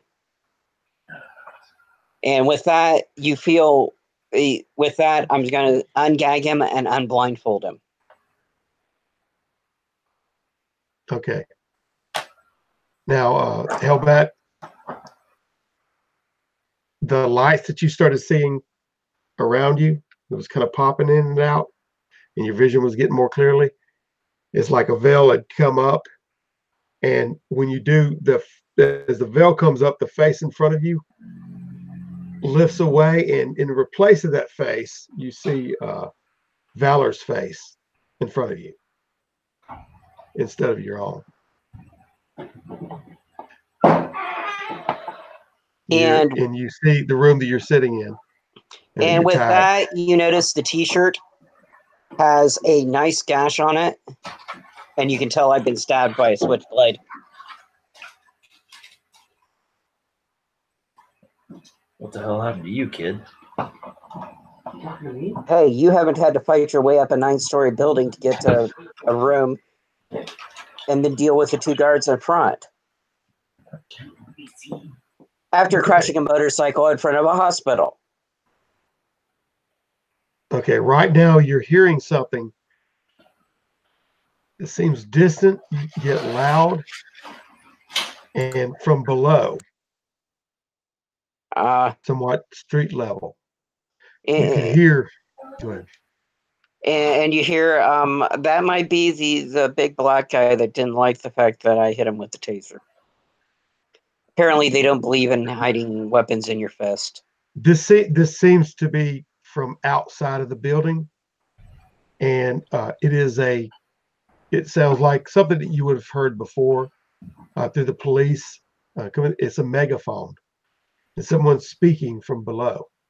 Oh, great. What are they saying? Okay, if you'd have to, it's not discernible right now, but get closer to the window. You probably have to,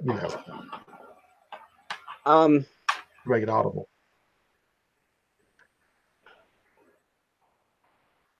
Drew's having problems getting in the hangout. Okay. Can we send him another link? We'll pause it right here. Why don't you try to send him a link? Because I tried to send him a link, and it's the one that I used to get in. So I back in, so I don't know what's up. All right.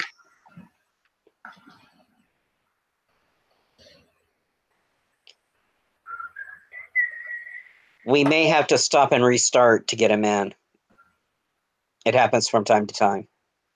Yeah, let me try to give him another link, and if not, we'll stop and restart. And that's actually a good place to do that at. Hold on. Yeah, I figured this would be a close enough stopping point for intermission. Step by step. Okay. So I have to imagine that that Hellbat has no clue of how to handle Valor anymore. Let's go tell people they'll only pay for what they need with Liberty Mutual. I don't know. Okay. I see my invite too.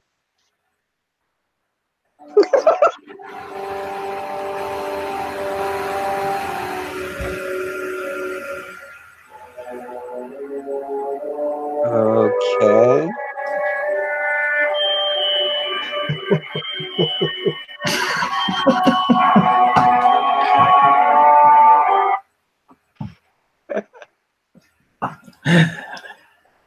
I try to hype it up here so we'll get Drew in here. It's like, gosh. So we could use the extra hand right now. And with that, I proceed to untie him and try to look around for his gear.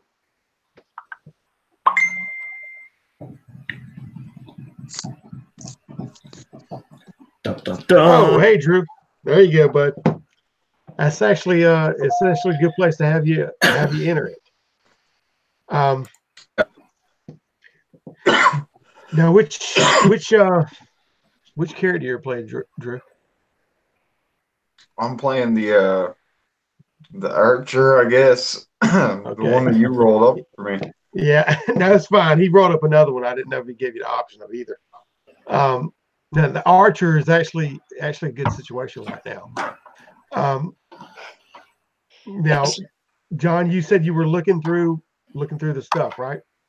I'm trying to find Hellbat's supplies because you said that he didn't have any of them in his vision. I have no idea if he has any. They're drawn in the corner. Yeah, they had stripped him of all any kind of dangerous apparatuses he had, all of his stuff, and thrown them in the corner. Okay, they're in the bag. Okay, I grabbed the bag. Okay, y'all can start doing that. And I hand it to Hellbat, and I tell him, "No time. I think we need to get the bat out of here." Okay, now when y'all are doing this, he's got to re-gear himself up. Drew, they are on the top level 9-story apartment tenement, and this is what alerts you to what's going on here. You're in a city, a district of the city. This is the worst criminal area in Apollo City, called Dreamsend. Very ghetto. I mean, this building itself should be condemned. There's a lot of squatters and either people living in there too, and drug users. Drug is rampant in this area. Now you've pretty much, this is your area, your stomping grounds, and what you oversee. And you're in a building next to this. It's a smaller building, about a 5-story deal, where this is 9.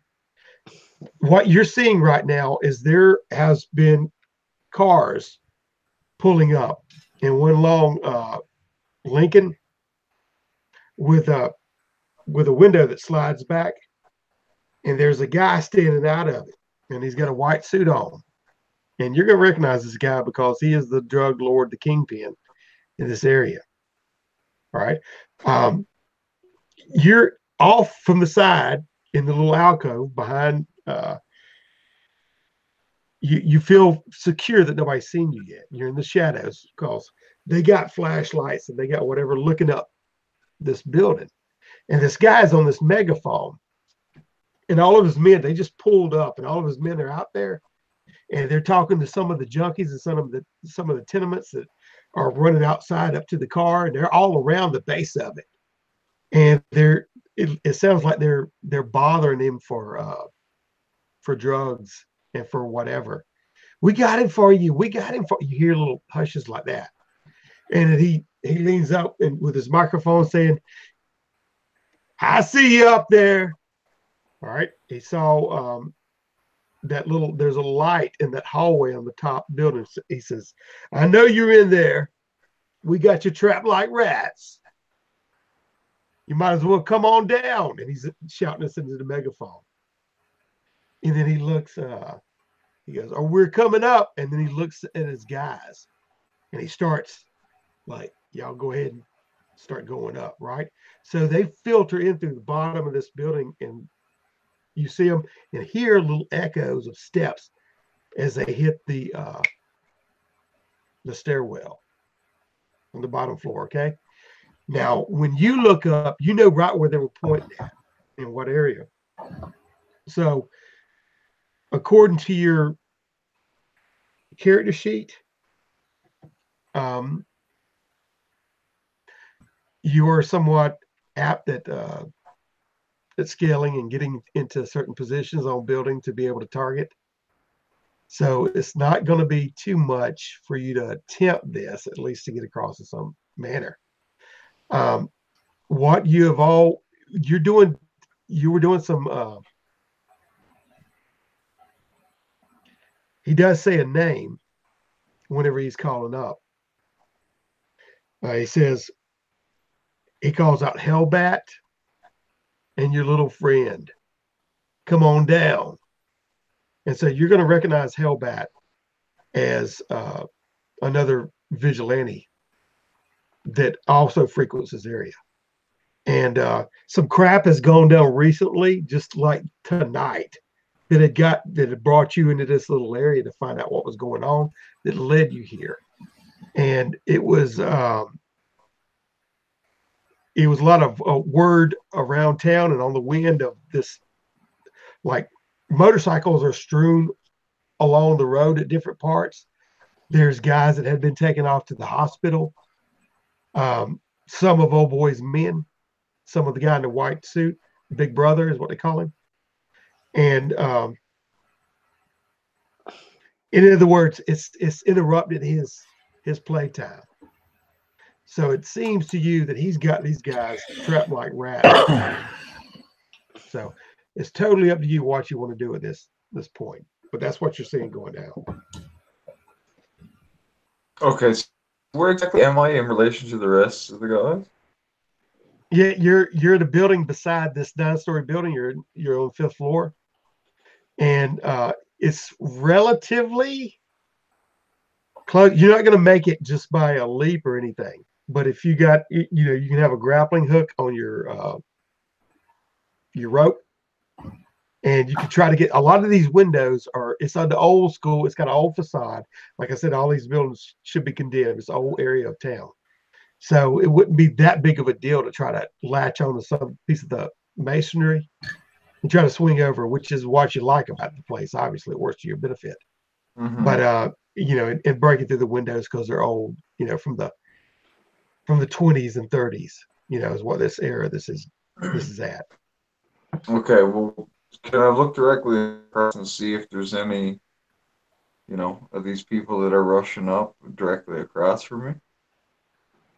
You look the 5 stories down, they're all focused on that building, and all but some of them have funneled into the main door, and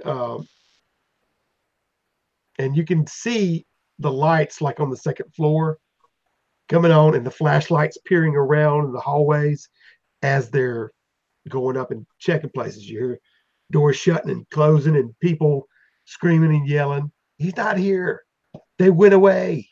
They, just all kind of random crap. So it's like they're searching through the building from down going up. And the other guys are on the top floor. Yes. Okay. Well, they're in a pickle. What could I do? Okay.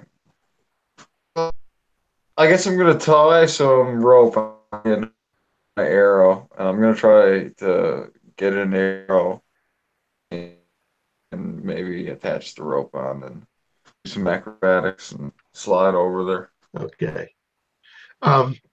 Now you have to use your dex skill for that. For both of them, actually, for the targeting and the getting across. So just roll under your dex. Okay, I can't even see my dex right now. Can you see it? I got it up. Your dex is a 16. Yep, sure is. I rolled a 16. There you go. You made it, bud.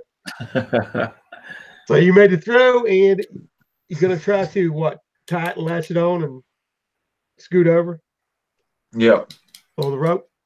Okay. You tie it down and roll again to see if you can dexterously make it across this chasm. I had an 8. 8. Okay, you do it.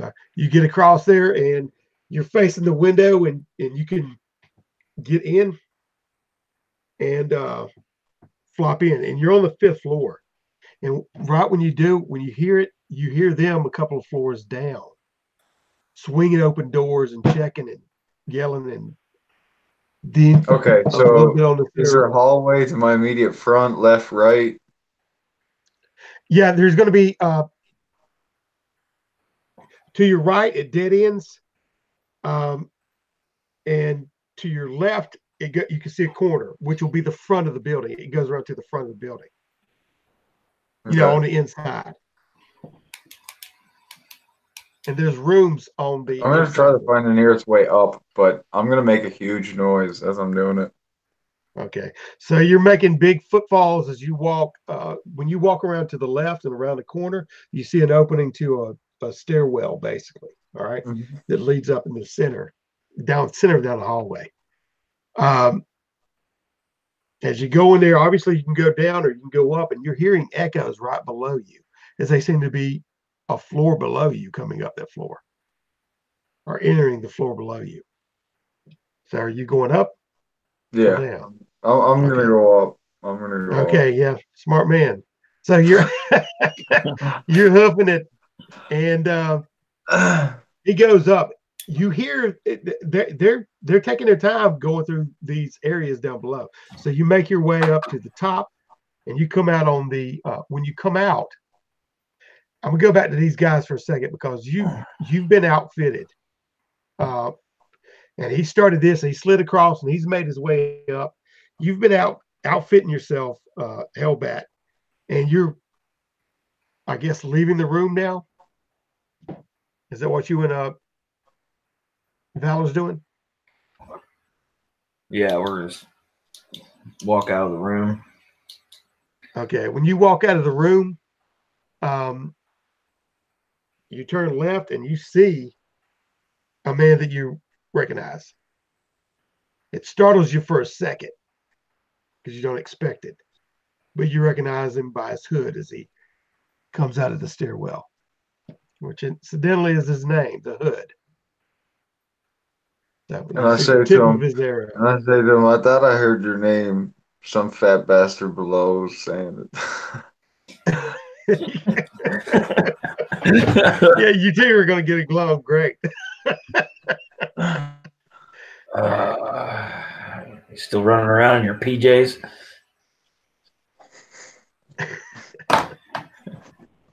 Yeah, I always have a fashion statement to make. Okay. While you guys are sitting there, you guys mind? I'm kind of bleeding here, man. It's time to get out of here. okay, you hear that voice, Hood, from behind him in the room. So, and then out steps Valor. You see Valor, but Valor is almost comical when it comes to a superhero costume. In fact, that's his picture on the thing. He is in jeans, a Captain America t-shirt, and a very shredded, what you guess now is a reinforced leather jacket. You'd swear it was 4th of July year round. And on top of that, he has a 3.5-foot plexi shield that is decked out like Captain America. All right. Well, y'all got it going on. And once you start to look a little closer, you realize that there's a cut in his shirt and a very nice growing blood stain. Okay, now you hear echo. Hood, you hear behind you an echo of a woman in the stairwell saying, "They're up there. I saw one of them hit up there." All right, because as you went up the stairwell, you did see some junkies laid out on the side, half passed out and everything. And then you hear the boots on the ground starting coming up. I look at him one more time and say, "He's stoned. I'm hurt. We have to get out of here."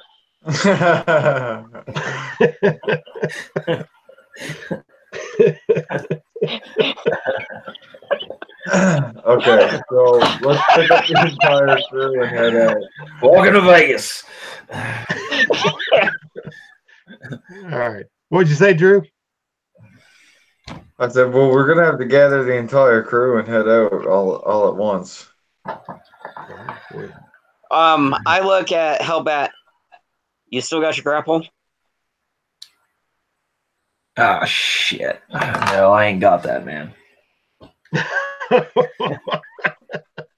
Well, I'm not saying it works. I'm just asking if he has it. Oh, no. I lost that. You seem to forgot the last episode. Yeah, that one pulled me off the bike. Right. I know, but I'm just trying to figure out if there's any cord left in it. No. Had to try. Luckily, I kept my grappling instead of using it right off the hop.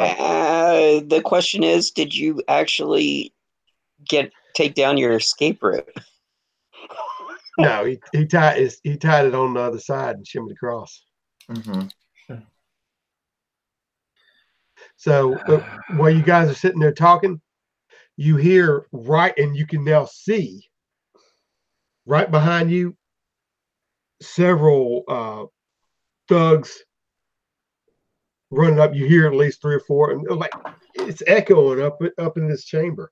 Okay. And there's the MFers, and they're going. Hood, you're standing there with your back to them. You don't move. They come right like a mighty gust of wind. Someone called me an emperor. Do what now? I can't believe someone called me an MFer. Yeah. I've never been called that before. There I'm you go. so terribly insulted. First time for everything. Walking to And then I'm going to Vigilante hack, man. rage, and I'm going to throw my grappling hook down the hallway as a distraction. You don't have no grappling hook. It's tied I up have the end of it. I didn't use that. But It's Hellbat's the tied one that's up stone. 4 floors down.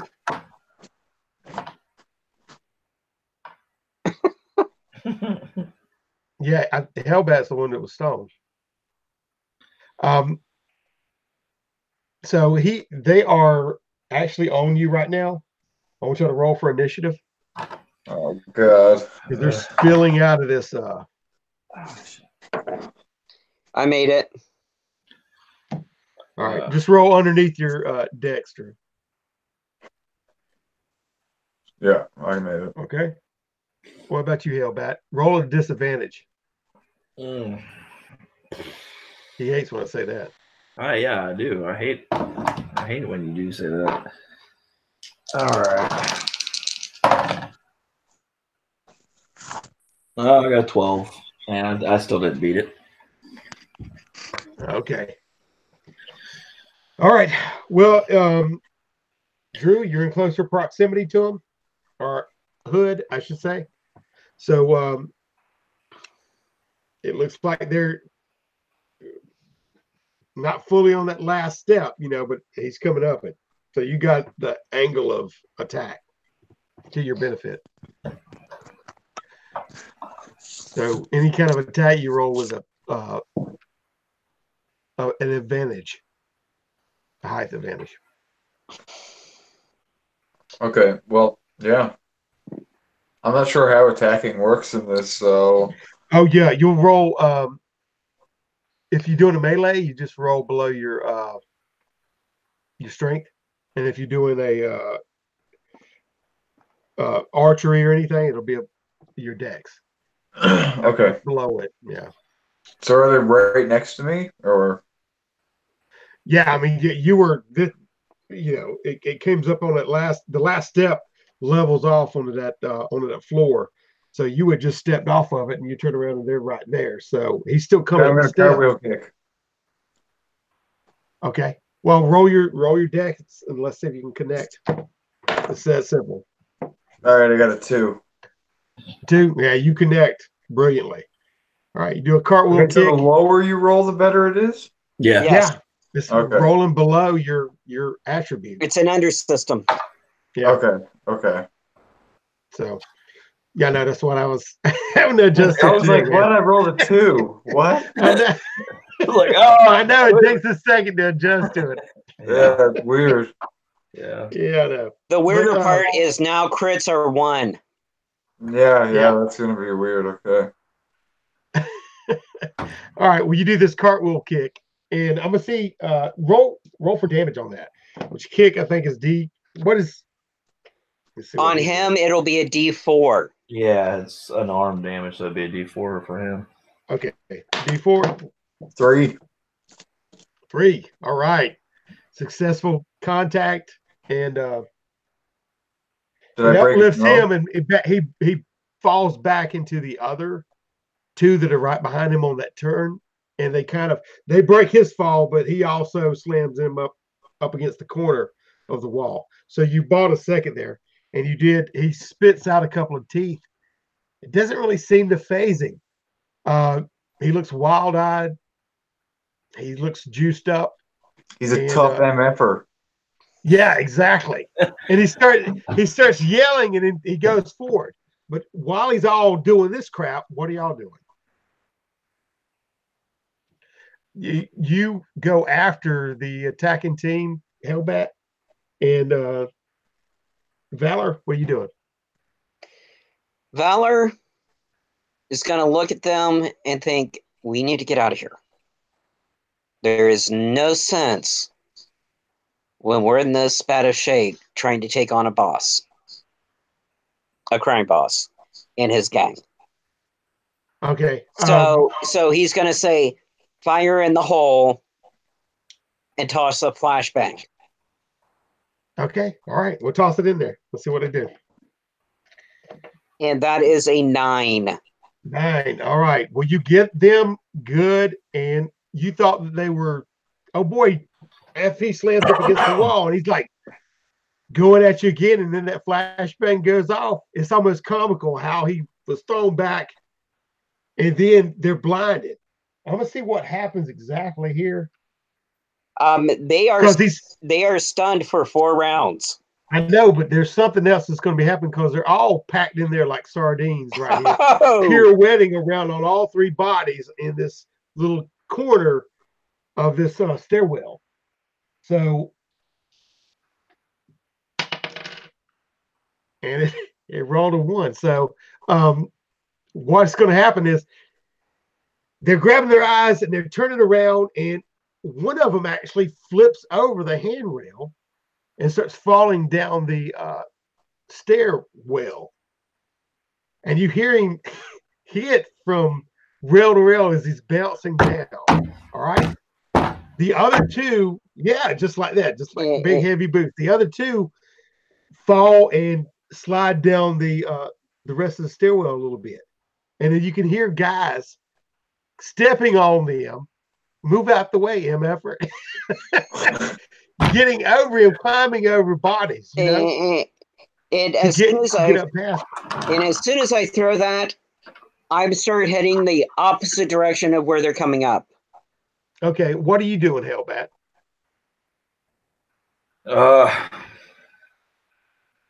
I'm still groggy a little, so I'm gonna get your grog on.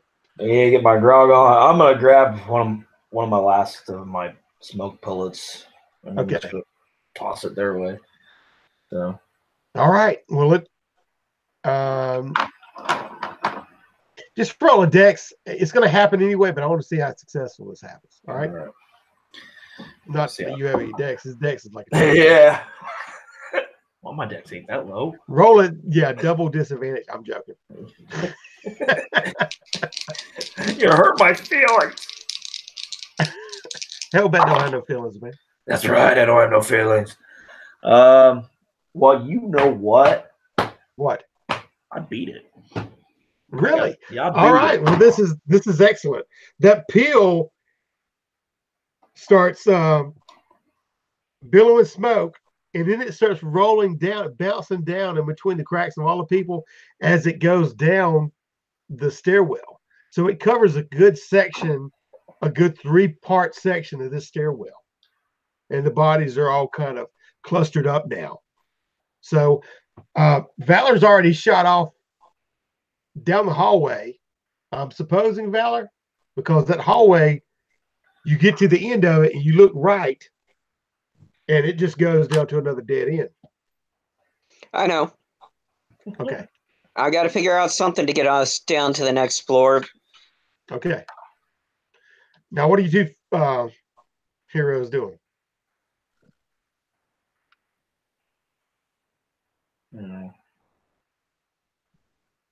How messed up is Valor? Like how rough shape is he in? He took 6 hit points. No, 5 hit points damage on 1. How many do you have, Valor? I have a total of 12, so I'm half down. He's half down. So, but old boy stuck him with a switchblade pretty good. How are my hit points still standing? Since mine was all kind of, I didn't know. Oh, you're full up, man. I'm a full up. Okay. That was all. You're full up and stoned. Full up and stoned. Yeah. Ooh, retard time. Yes. So you're good. And you took a sufficient nap to go ahead and roll your anything that you had lost before in the last issue. Yeah. To get back up, but you can do that now.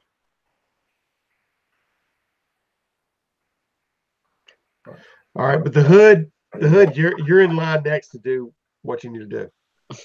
All right. Well, I'm gonna try to just like kind of make a leap down to the next floor. I mean, I'm assuming if it's a stairwell, there's a place where I could kind of like gap to jump down to the next level. Yeah, a little platform area. Yeah. It's going to be mid between the floors though, middle of the floor. Yeah, yeah, but I just want to avoid that big pile Of you know, bodies. yeah, the bodies and the baddies. Yeah, the baddie bodies. Yeah. That's going to be hard to do, and it's real smoky down there, so you can't see where you're going to be landing. Yeah, that's fine. I'm gonna pull my hood over my face and take a dive for it. Okay, all right, well, roll your decks. Hey, listen, roll your decks and add do it at a disadvantage and add a 1 to your roll. Have one? Add 1 point to your roll and roll at a disadvantage, which means roll 2 die 20. Roll it twice and pick the lowest number. I pick the highest number rather. Why would you do that? It's Just to screw with you, man. Yeah, well, you just fucking critical missed me. So you rolled didn't a make 3 it. and a 20. Oh. Oh. Okay, we got to take the 20. That's a critical, yeah. Now, Why would you do that? jeez, man. Hey, That's difficult, man. Hey, You're gonna land on that platform. Don't worry. Land on that platform. He's a merciful God. He may help you on this. Break my leg. It's fine. Okay. Yeah, you're gonna land on that platform, and that's what's happened is your legs got jammed in between the bodies, and as you're turning, and you're still pivoting from the momentum of the jump, and it puts you off kilter, and you will fall and slide down that next set of stairs. It's all still smoky back there. Oh. You've hit a couple of legs as you've gone down. I want you to roll a D4 for damage. 2. 2. All right, take 2 points off of that. Now, Hellbat, no. Valor, it's your turn. Okay, the better question is, do I hear him scream? That had to hurt. Yeah, No, you're going to hear the commotion. It's a flesh wound. I don't think he's going to be screaming. He's going to be more like trying to focus on grabbing his, getting a handhold before he could lose his balance. So when you're in that mindset, you're not thinking about screaming so much. And plus, there's a lot of falling and tumbling. I mean, you're around the corner anyway. Yeah, I know.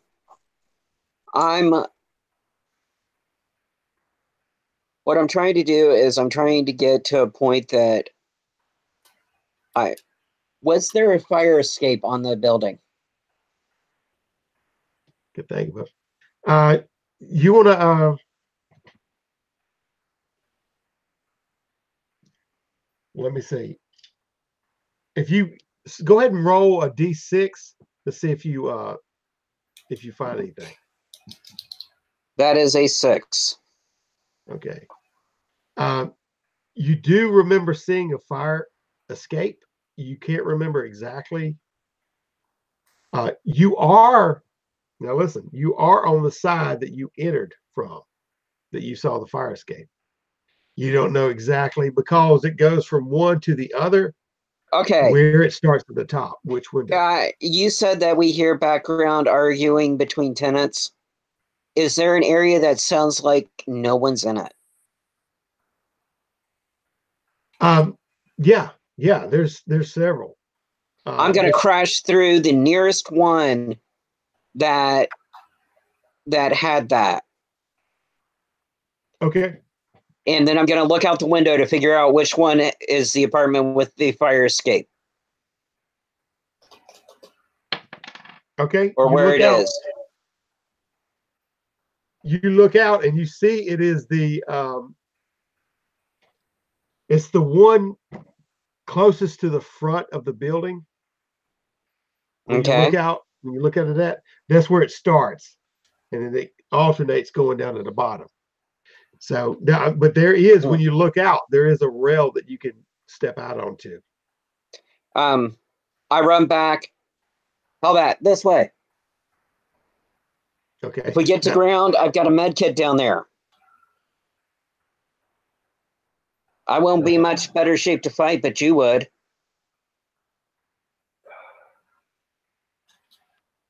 What about the hood? Can't leave him behind. We can't leave him behind, but we can't stop anything if you're too weak to fight and I'm half bleeding out here. We run down the fire escape, we come back up. We can't do anything with your smoke in there anyway. We can't see what we're doing. Okay. Well, as far as overstepping this,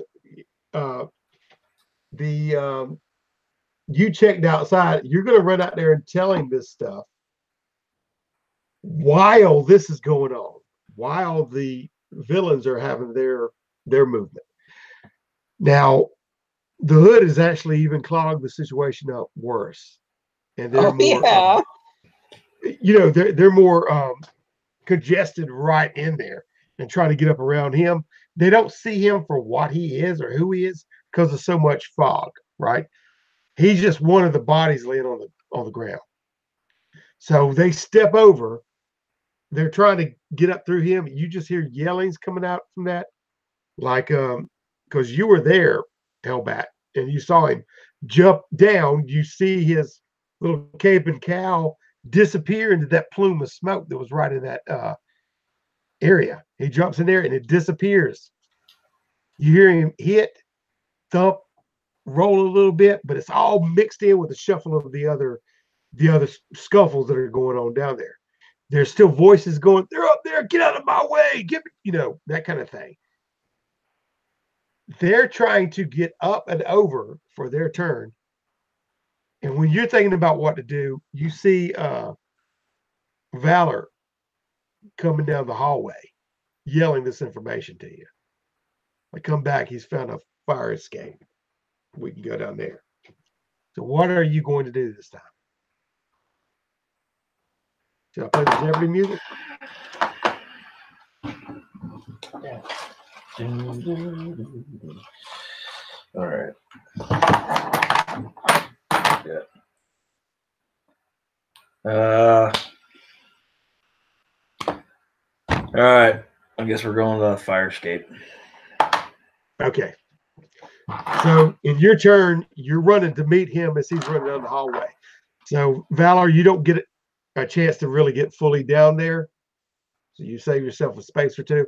And Hellbat just takes off running down the hallway toward you in full garb because he set himself up now and y'all are at that corner. Now, to start again, this would be Drew's turn. He is down there. He's going to be trying to fight his way out, and we can accelerate if he comes back. But he's in a pinch right now, and he's in the thrall of a bunch of different people.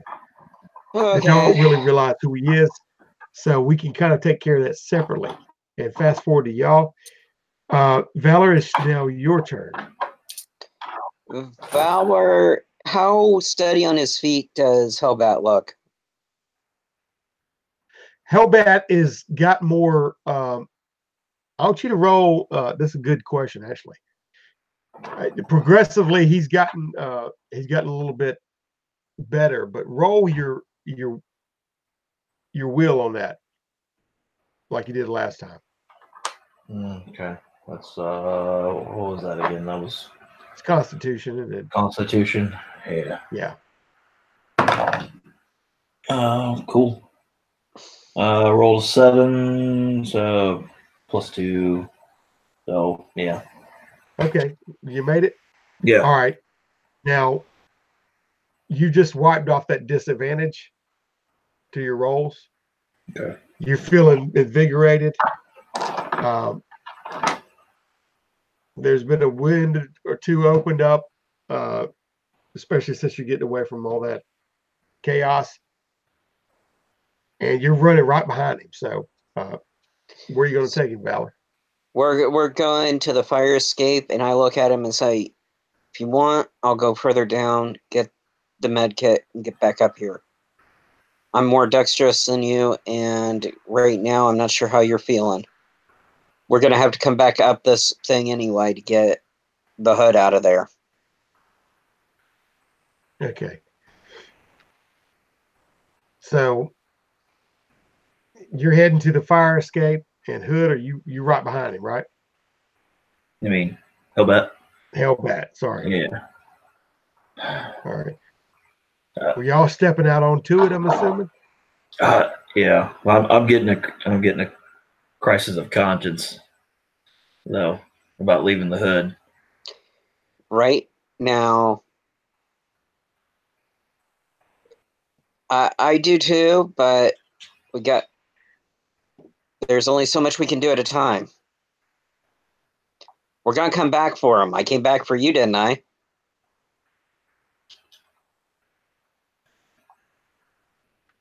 All right. Y'all seem to be held up a little bit. He's got one foot on the fire escape and one foot in the apartment. Either way, Valor's already on the escape, and he's beckoning you to come on. So. Valor looks at you and says, even if we're only going down one floor, he's one floor down. Either we go the fire escape and don't have to fight the stairs. All right. Now, I want you to know, Valor, that there is flashlights scanning the side of these buildings. Yeah. People are standing on the floor, a lot of them, and they're looking up for some activities, for some action. Yeah. All right. So none of them have hit you yet, but they are moving around on the building. All right. But going down one floor outside has got to be safer than going down one floor down the main stairwell. No, you're fine. I just want to let you know that I'll be rolling in case one of them gets you sighted. We're going down a floor. We're not going all the way down. Okay. Hellbat swings out onto the fire escape, and I guess y'all go a floor down. All right, you drop a floor down. Hellbat's big boots land and shake the little next fire escape area. And y'all are on the lower level. You can both access the second or the first immediately. Second to the first window, even though it goes along the whole thing. Okay. Which one do you want to go in? If you want to go in. I'm going to peek in both. I want to see if the first and see if anyone's in there. Okay. Actually, the first one, I tap Hellbat. Is anyone in there? You got night vision. I don't. All right. Yeah, I'm going to utilize that night vision. Okay. Well, you're lucky the light's off. You look in there. You can see, not directly, but indirectly, there's illumination coming out of some of these windows along the side of this building. The same way it is all the way around. And what you saw, Valor, when you was approaching it. So this room, these two rooms that you got access to, the first, you look in there and there's a potted plant sitting on the inside of this. The curtains are on either side of it. You look in there. It seems like there's couches. There's a little kitchenette. There is it looks like a studio apartment. There's a bed laid out, and there's a person. You can figure a person laying under the sheets. That was in the first apartment. All right. We'll go look at the second apartment. Okay. The second apartment, the window has been busted and it's jagged. And when you look in, it's a hot night out, but you feel that little cool breeze of the AC unit. And it seems to be an empty apartment. Nobody's in there. There's no furnishings or anything. The third apartment over from you has a light on. Take the second apartment. Okay. And make entry. How are you going to make entry? I'm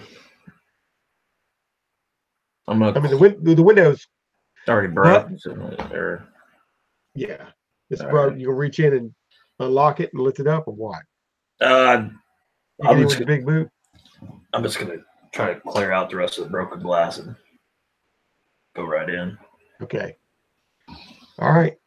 Well, you do that. I guess you throw it back in there, and well, you're back into a similar situation with it that you saw when you looked in there, an empty room, and it's dark. The only illumination is from outside. Or where are you at, Valor? I'm pretty much right behind him. Okay. Well, you step in, and at that moment, you see a light shine across the building right behind you and pass. It doesn't seem to illuminate you any. You've already stepped in enough. You hear scuffling and everything else on the outside a little bit further away, as you know itself is in that center of the building. They don't seem to be running through here, popping open doors. You do at this moment hear some activity and some running of boots above you in the hallways and opening doors up or whatever like that. Now you hear a lady scream. Y'all are standing here listening to all this stuff. So what are you doing as it's transpiring?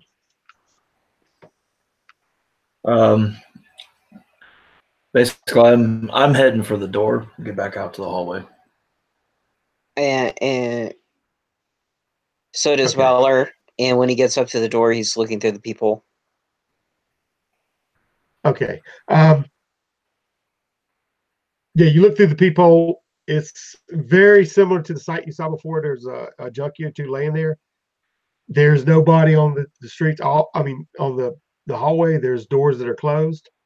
If you open, well, if Hellbat, you opened up the door, right? Yeah. Okay. You opened up the door, and when you did, you saw somebody down to the right side, and they look at you, and their eyes get wide, and they take off running down the hall. And it was a younger kid, is what it was. He probably been about 13 years old. Better stay sharp because we don't know who's out here and who's going to say what. But we need to get the hood. And Valor's only response is you see him do a shield ready type of maneuver and starts to head whatever way we're going. Okay. You following Hellbat? Tell me where you going.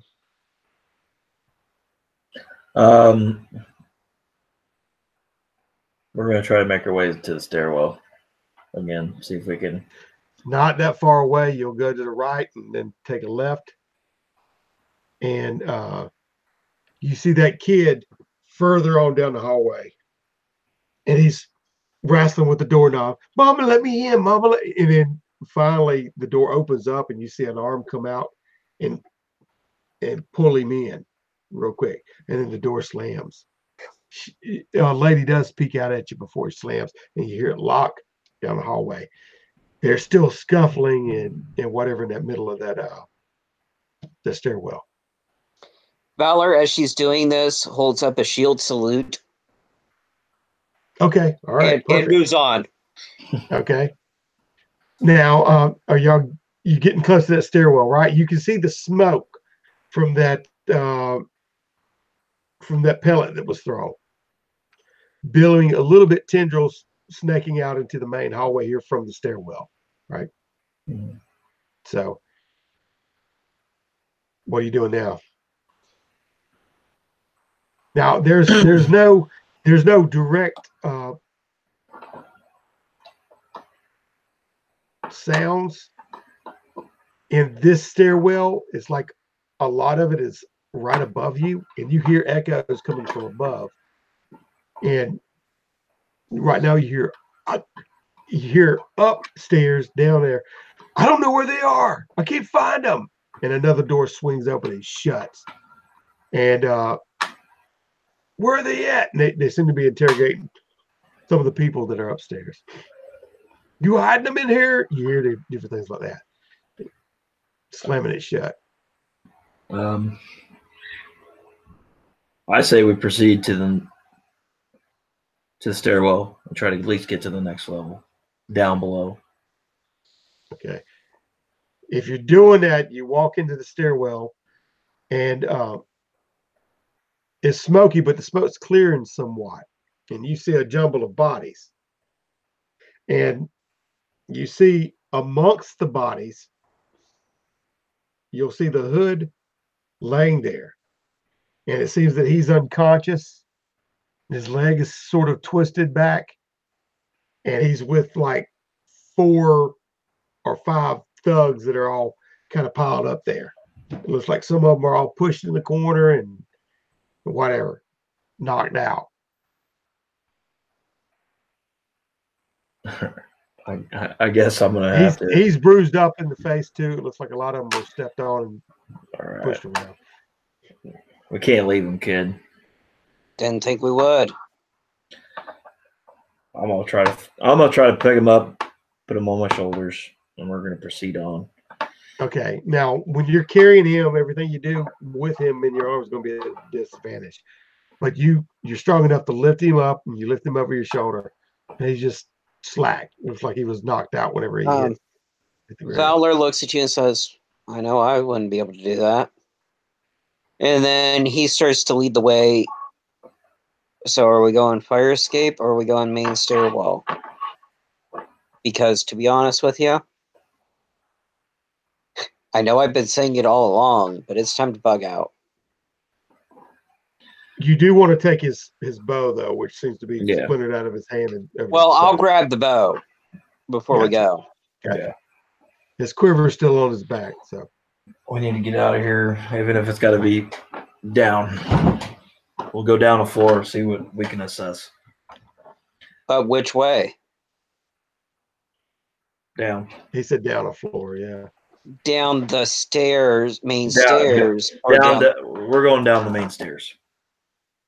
The center stairwell is what he's saying. And with that, Valor takes the shield, gets in a stance, and starts going down in front of them.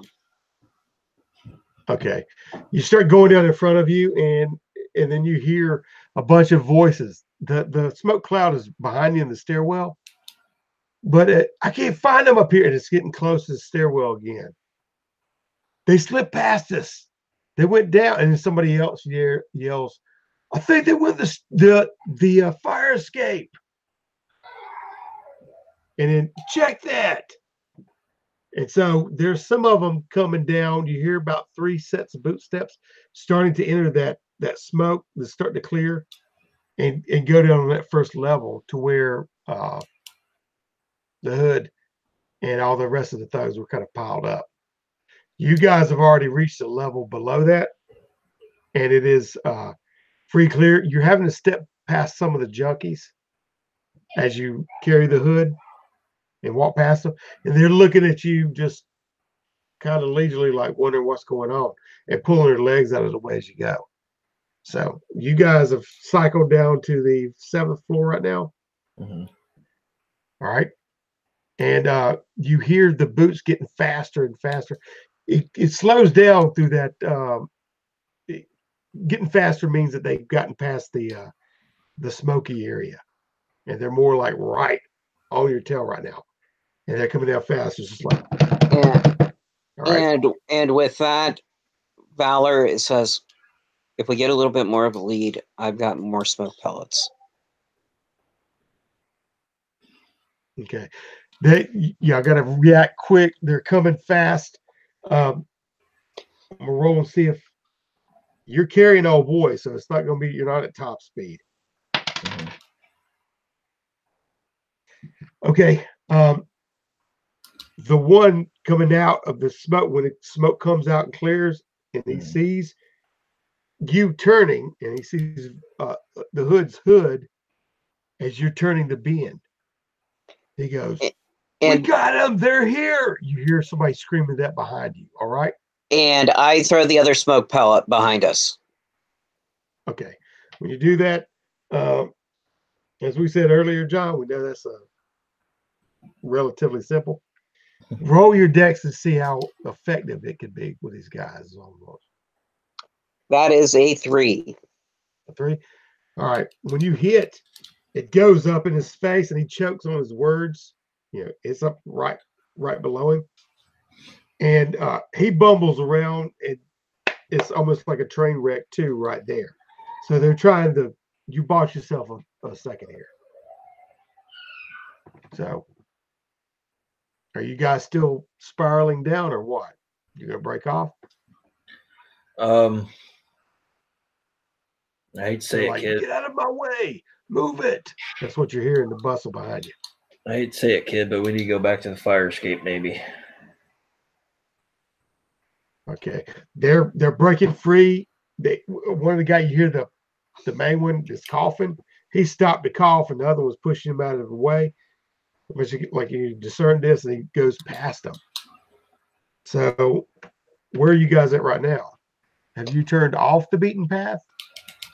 And both of you going? Valor says to you, "I've got one more pellet, and that's all. And then I'm out." I got one more too. So, I mean, we can. Are you guys heavy footing it, or are you? Yeah, we'll heavy. Trying to stealth. Okay. I mean, we're kind of. Well, let's go down one more, and then we run for the fire escape. All right. Because right now they're going to be slower behind us here than us running down that hallway to get to the next. All right. Yeah, we could do that. All right, you're going down to the. You're going down to the 6th level. Yeah. All right. As you're going down,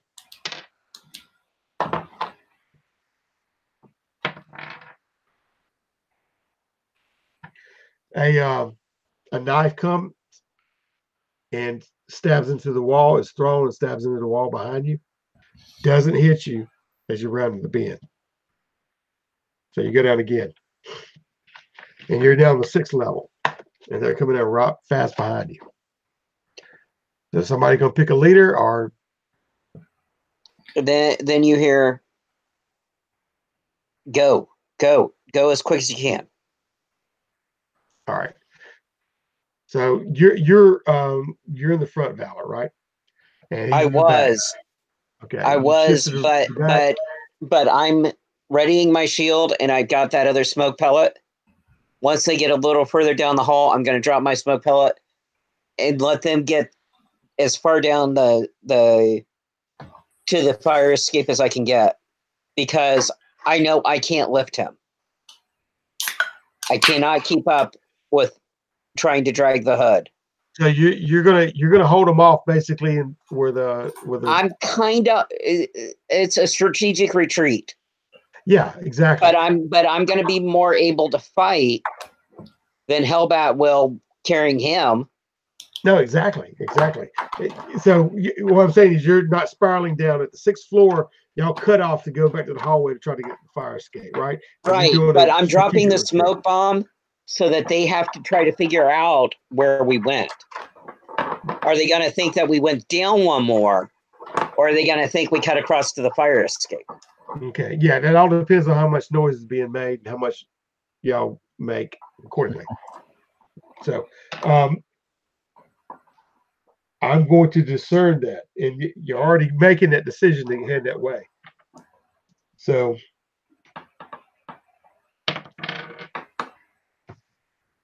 okay, listen, when you start going that way, they can plainly hear you. In fact, the guy says, he says that. I hear them. They're going that way. No, not down the stairs. Down the hall. All right. Now you've thrown the smoke bomb again. They're not moving as fast because they don't want to go into a dangerous situation.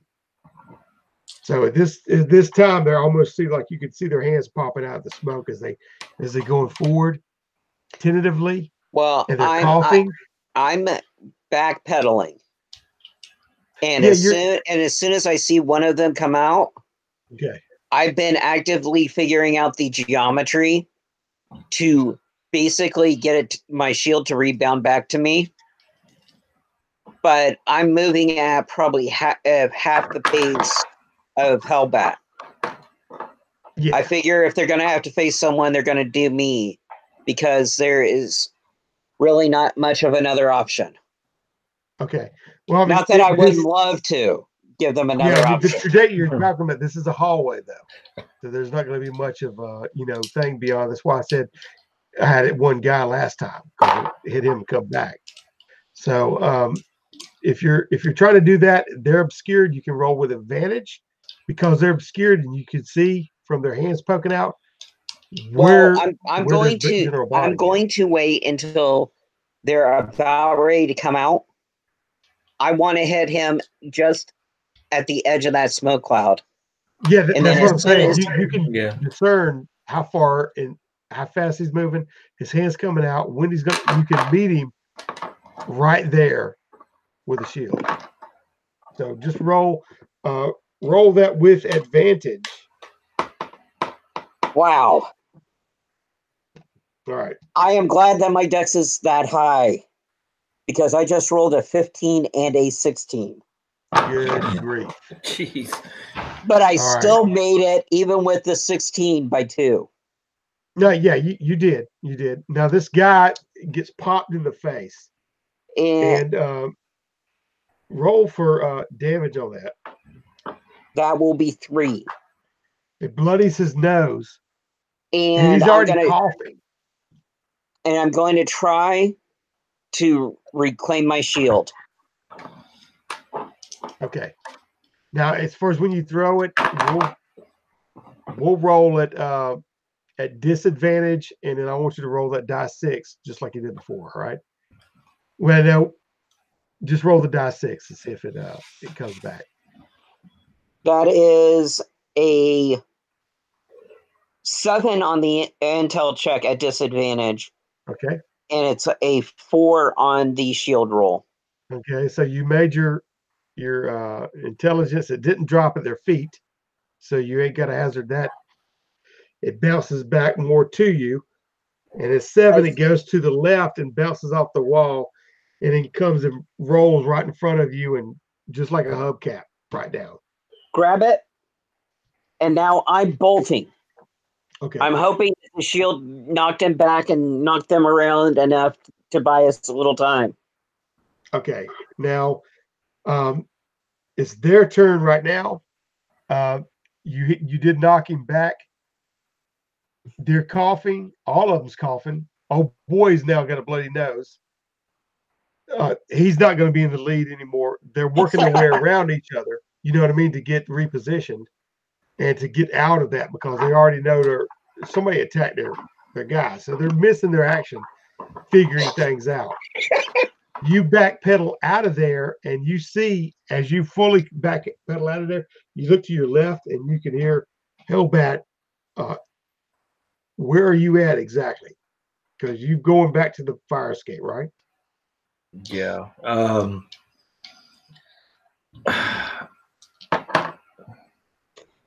Yeah, I'm trying to look for a door that's open. I can get open.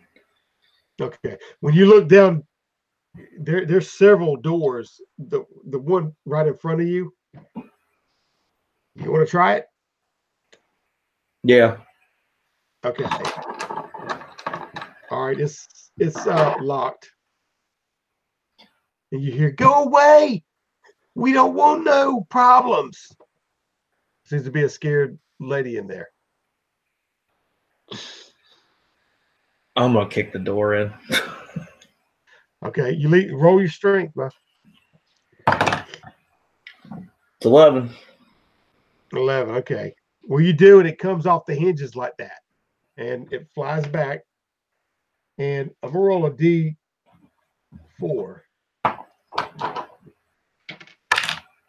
4. Okay, 4. That's what you roll too? Yep. Yeah.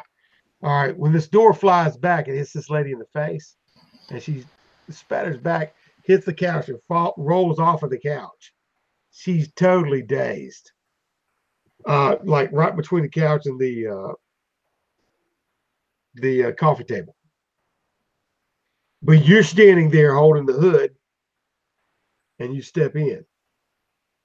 and it's just her, and there's a baby in the crib over there, in the corner, just standing up, and it was crying until it saw you, and it's kind of shaking and looking at you as you step through the place. You can see she has the window open. Her AC isn't on, and it's the curtains blowing, wafting out right into the thing, and you see a light shine past the window, keep going. Like they're just kind of looking through the windows from here and there. Valor, you see him walk through the door swing open, you hear a thump and a drop, and he steps in and goes a few, and beyond him you can see the open window too, as it's lit up in the apartment. Valor, you there? Valor says shit. She'll be all right. When he looks over at the crib, the first thing he does is go to the door next to it. And I'm probably going to fail miserably, but he's going to try to break down that door so that they have to choose which path they go to try to get us. Okay. All right.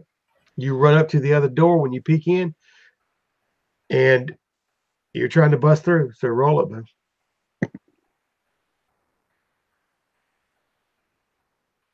And that is a 17. You slam up against it. You slam up against it, and you don't hear anything. Then at that point, I give up on that plan.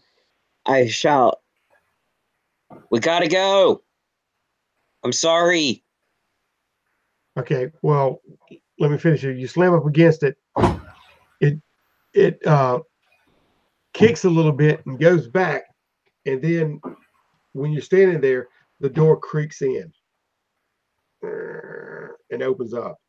It's an empty apartment. There's no furniture in there or anything. Okay. With that, what I'm gonna do is I'm gonna run over to the fire escape. I'm assuming Hellbat is gonna be there too. Yeah. By the time you're pulling out, he'll be stepping out. And he shouts at Hellbat, "Throw the smoke bomb in the empty apartment. They'll think that we're in there." You hear it at the time like this. You hear as y'all are both looking out at each other. You Hellbat can see right through the door.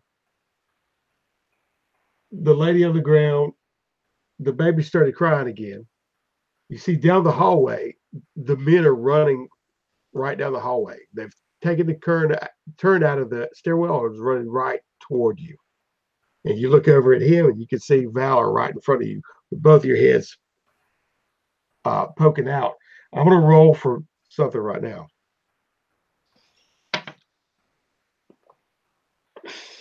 Okay. Now at this time,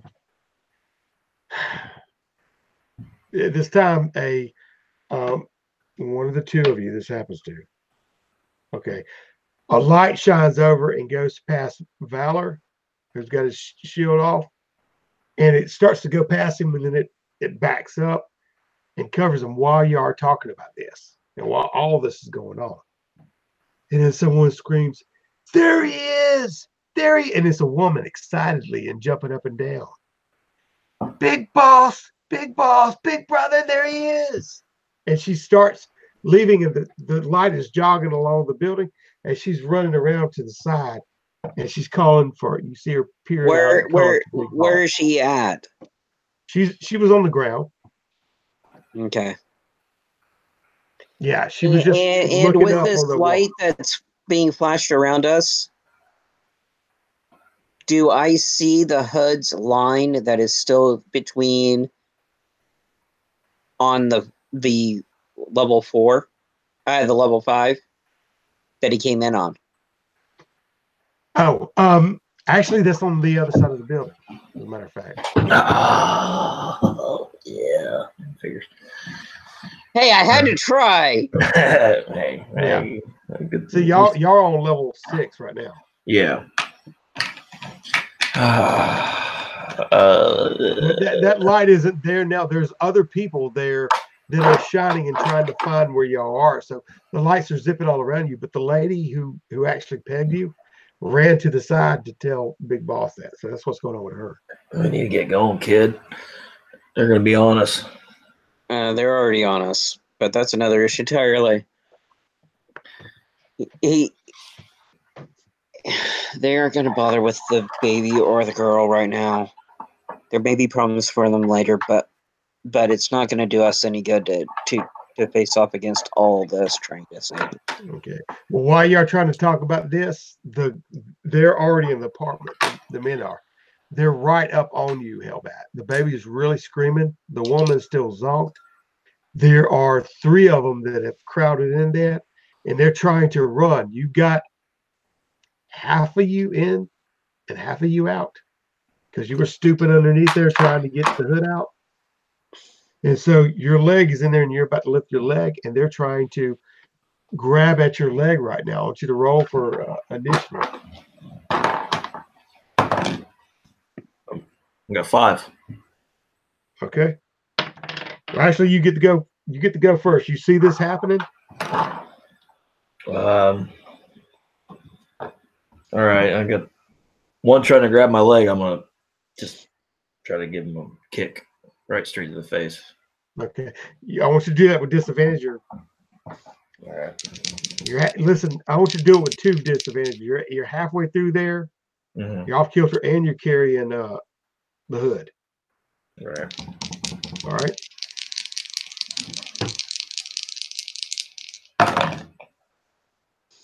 Ooh. 16. I still make it. You do. Good. Well, you have to steady yourself or whatever will happen. He's coming at you so aggressively that you just lean back, and it's almost like he's doing half the work for you, leverage wise, because he's on something. He's juiced up. He's coming right at you, and you kick him right in the forehead. Roll a d6. 3. 3. All right. You kick him right in the forehead, and it scars right across him and twists him around to where he plays out in front of his buddies. And they're having to work around him now as he's spilled out right in front of him to try to get to your leg, but it's not very convenient for him. So they're yelling obscenities and whatever like that. And you've got your leg fully out and you're standing on the thing. You've watched this go down, Valor. The people on the outside, there's 3 people with lights trying to find out exactly where y'all are. They're in the general area. Okay. While they're fumbling around their ally to get out, I'm gonna try to backhand one of them with my shot glove. Okay, now they're not in the room that you're at. They're totally focused on him. Right, but I'm out on the. Okay. We wouldn't have been able to talk. Yeah, so yeah. I figured you was halfway in, halfway out, but you've gotten out, right? On the fire escape fully. All right. We'll understand each other. So I dart over and wow. Okay. Are you doing this with your shield? The shot glove. Oh, the shot glove. Okay. They are reaching at them, and from where you're coming at, they're reaching out of the window trying to grab at him. And just roll your dex. Let's see if you can roll out the welcome mat for him. See if you mean my strength, right? Not my dex. Yeah, you're right. Yeah, your strength. And the other question I have, since they can't maneuver around, would I have advantage? Yeah, he's in tight corners. Yeah, he's trying to get around his buddy. He's up against the window, so he's reaching out. So it's not really. Well, that was so lucky I had asked about that. Good. Because that's a roll of a 10 and a 20. Oh, geez. The 10 barely makes it. Yeah. The 20 would have been a critical failure. Yeah. It's like his hand went out because he keeps trying to grab different ways. So almost missed, but he reaches. It's almost like he reaches and accidentally grabs you instead. And when he does, yeah. And with that, he is going to take 1 damage. Okay. And be stunned for 3 rounds. Okay. What he does is he took that when he grabbed hold of you, he jerked off, and his hand hit the window, and then you see it shaking like that on the outside, and then he rolls. It's Hellbat. You'll see him like roll over onto his buddy there that was splayed out. You just kicked in the face. So now he's become a barrier to his buddy getting up. And this is the first time Hellbat's realized that there's a taser built into his glove.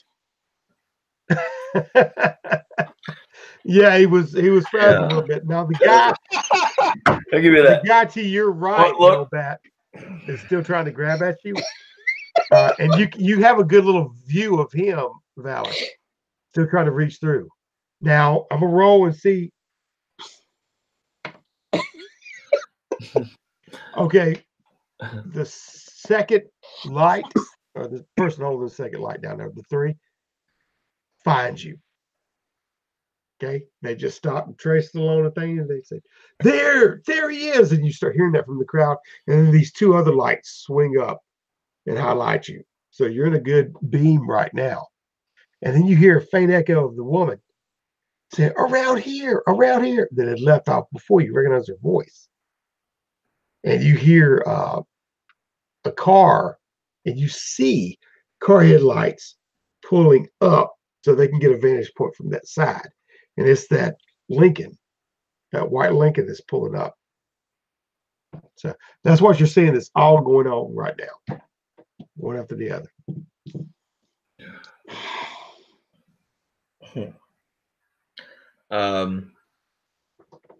Were there any of them that went when these guys, did they go out on the fire escape from the 9th floor earlier at all?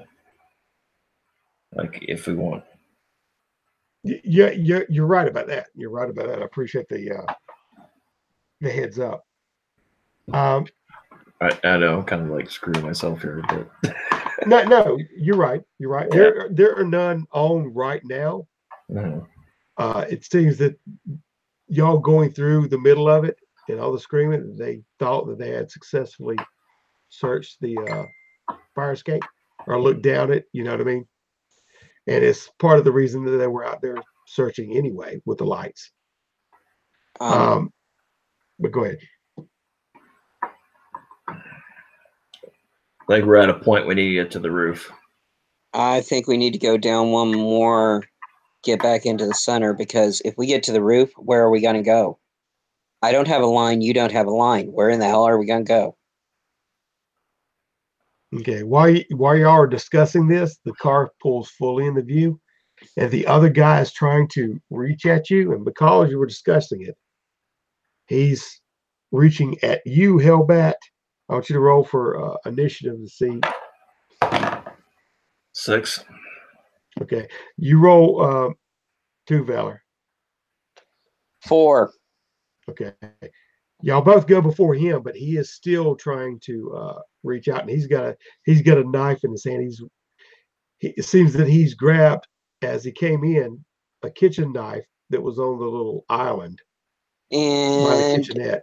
And with that, Valor is still arguing with Hellbat, and he just goes backhanding the arm with the knife.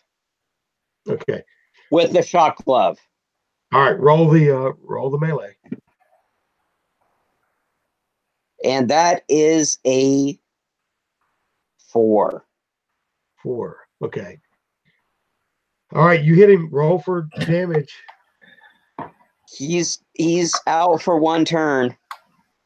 Okay, 1 turn. Now he spasms and jumps back with his hand. He trips and falls over the guy that had already been trying to get out from underneath the other guy that fell over him. He was on all fours, and old boy did slump across his back like a saddle. And then this other dude, he was about to stand up, and this other dude hit him. I am going to. He falls down flat again, and he's going. You need to get off me. You know what I mean? And he's trying to crawl out from underneath them. is what he's doing. So he's crawling away from the window because he had spun around to try to get out from underneath the spasm and body. With that, Go ahead. and the funnier part is, Valor didn't even look at them. Yeah. He was arguing with Hellbat. This right here, when y'all are arguing like this and these lights are on you, it's almost, kind of glaringly an annoyance. And then you hear that megaphone go off. There you are, my darlings. We see you. We're coming to get you. I hear a shot at that time. And that shot chips away beside Hellbat. It's like right behind Hellbat when you're standing there with the hood. It's a good half, like 6 inches off of your shoulder. Valor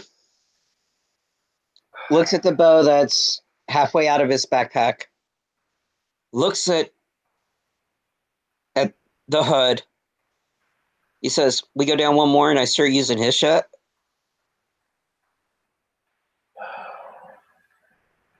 Oh, if we go up, there's no way down. There's no close enough building at all that we can try to at least run and like rooftop to rooftop at all. Okay, another shot fires out. And what was you saying? There's no other like super close adjacent buildings. There's a 2-story building on this side. Yeah, that is maybe reachable with a jump, or not necessarily. No, it's a little bit further than a jump. You'd be doing it at negatives. You could possibly make it and grab hold of the side, but not like a full land. And when I see when I see him looking around, I say, "Are you going to be able to do that while you got him on your back?" I know I sure in the hell can't. I mean, somebody could, if there was really dexterous, get on the edge of that fire rail and jump and try to make it. I could probably toss him. I could probably toss him before I could jump over. But that's still 4 floors down because y'all are on the 6th. All right, we'll go down another floor, man. All right. I thought we went down 2 on the inner stairs. We were on 8 because we were on 9, right? Yeah, you were on 9. Then you went down 9. Yeah, 8, and then you went 2 more. 2 more down the 6. So we went 1 down fire, 2 down. Oh, and 1 down the fire. So now you're on the. We should be on. Yes, that's right. Yeah, we should be on the 5th floor. Yeah, I'll forget about the fire escape. Drop down. And we don't know about his line on the other side of the building. No, we wouldn't know. No, you don't know. Of course not. Now that was the whole goal, because I was like, could we out and be on the right side? It would be a lot better if we had Drew here, because then it'd be like, yeah, he would guide us. But that's tough times, bud. Down 1 more on the fire escape, and then we go back inside. I feel like I'm playing the game of death here. And I don't disagree with you. Just in reverse. All right, that shot I said fired off. And when we go in, yeah, because y'all sitting on the balcony. I look at him and say, I wasn't very good at archery at Boy Scout camp, but as they say, be prepared. And with that, he takes his shield, put it on his back, and grabs the quiver of arrows. Okay, but as you went in, that shot, when you was down in there, you had to look into the. Y'all dropped down. and you went down one more level, right? So you're on the 4th floor. Yeah. Okay, gotcha. Just making sure. That shot that I said he shot, as you're on the 4th floor. You got to look through and find a room. Which room were you taking to get in there? Whichever's empty. Okay. Well, Hellbat can pretty much distinguish that. You have to run down to the third building. I mean, the third window down, and it's open. The window's busted out. It's pretty much an indicator this empty. The lights are on. There's other two. The other two, 1 and 2, were lit, but they quickly closed the blinds, and you hear people yelling in there. They don't want no part of it. So y'all go through that third window. The shot that happens busts out the upper pane of the window as you get in. So you're in that room, and the door's shut. It's an empty apartment. The door shut to the hallway, basically. This ain't time for subtle. There ain't no time for subtleties, man. We're going in. And at this point, before you go, now you see him with that set up from the hood because he's desperate. He knows that he's out of tricks and you're almost out of tricks. Yeah. Do I notice anything weird about his arrows? Because they're all in the quiver now, unless you pull them out. Mm-hmm. Yeah. Well, he's an archer. I mean, I'm assuming that they have the equivalent of Green Arrow. Yeah, comic books they at least. do. That's what I'm saying. If you take the time to pull them out, you'll see some different heads on them. 3, in fact, or 4 rather. There's some common arrows, and some look like they've been, techno. Okay, the question I have: are any of them set up to look like using my tech knowledge? Oh, roll your intelligence, see if you can infer any kind of information from what you see. And that is a 1. Okay. All right. Well, in this case, you pull these out, and you can see little telltale signs, mainly the writing on them. Which he's listed them. He scratched it in there for what they were. Okay. And anyway, there's a smoke, there's flashbang, there's 3 smoke tip arrows that you find, and you're counting this stuff out, right? While y'all are in this room? It's less counting it out, more looking at the different etchings once I realize what one is and one is.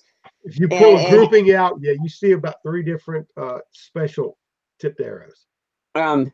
He says, I tell him, get through the door, start heading towards the far side stairwell. I'll beat you in a minute. You do recognize, because of that roll, that there's smoke, flashbang, and incendiary. All right, so that was in the grouping that you pulled out. Okay, with that, Valor's going to poke his head out the window,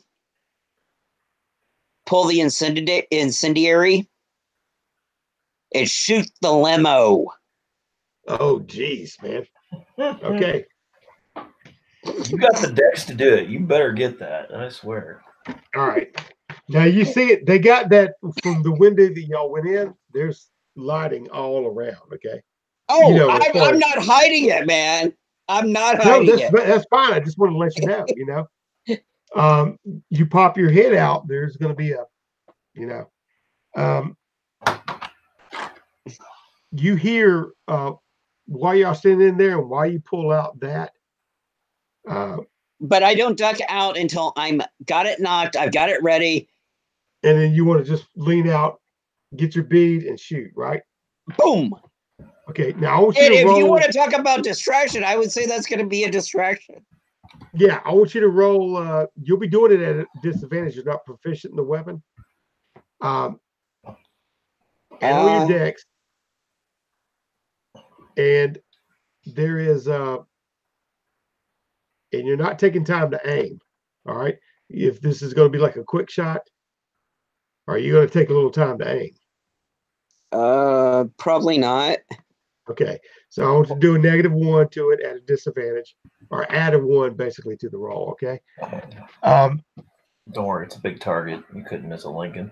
Yeah, that's why it's not no more than a 1. You are 4 floors up, and you hear him on the blowhorn right before you pop out. And he says, "Where's Sad Sack? Somebody go get Sad Sack." All right. And that's when you pop out. Okay. So I'm checking something real quick because I thought I got ranged with my class.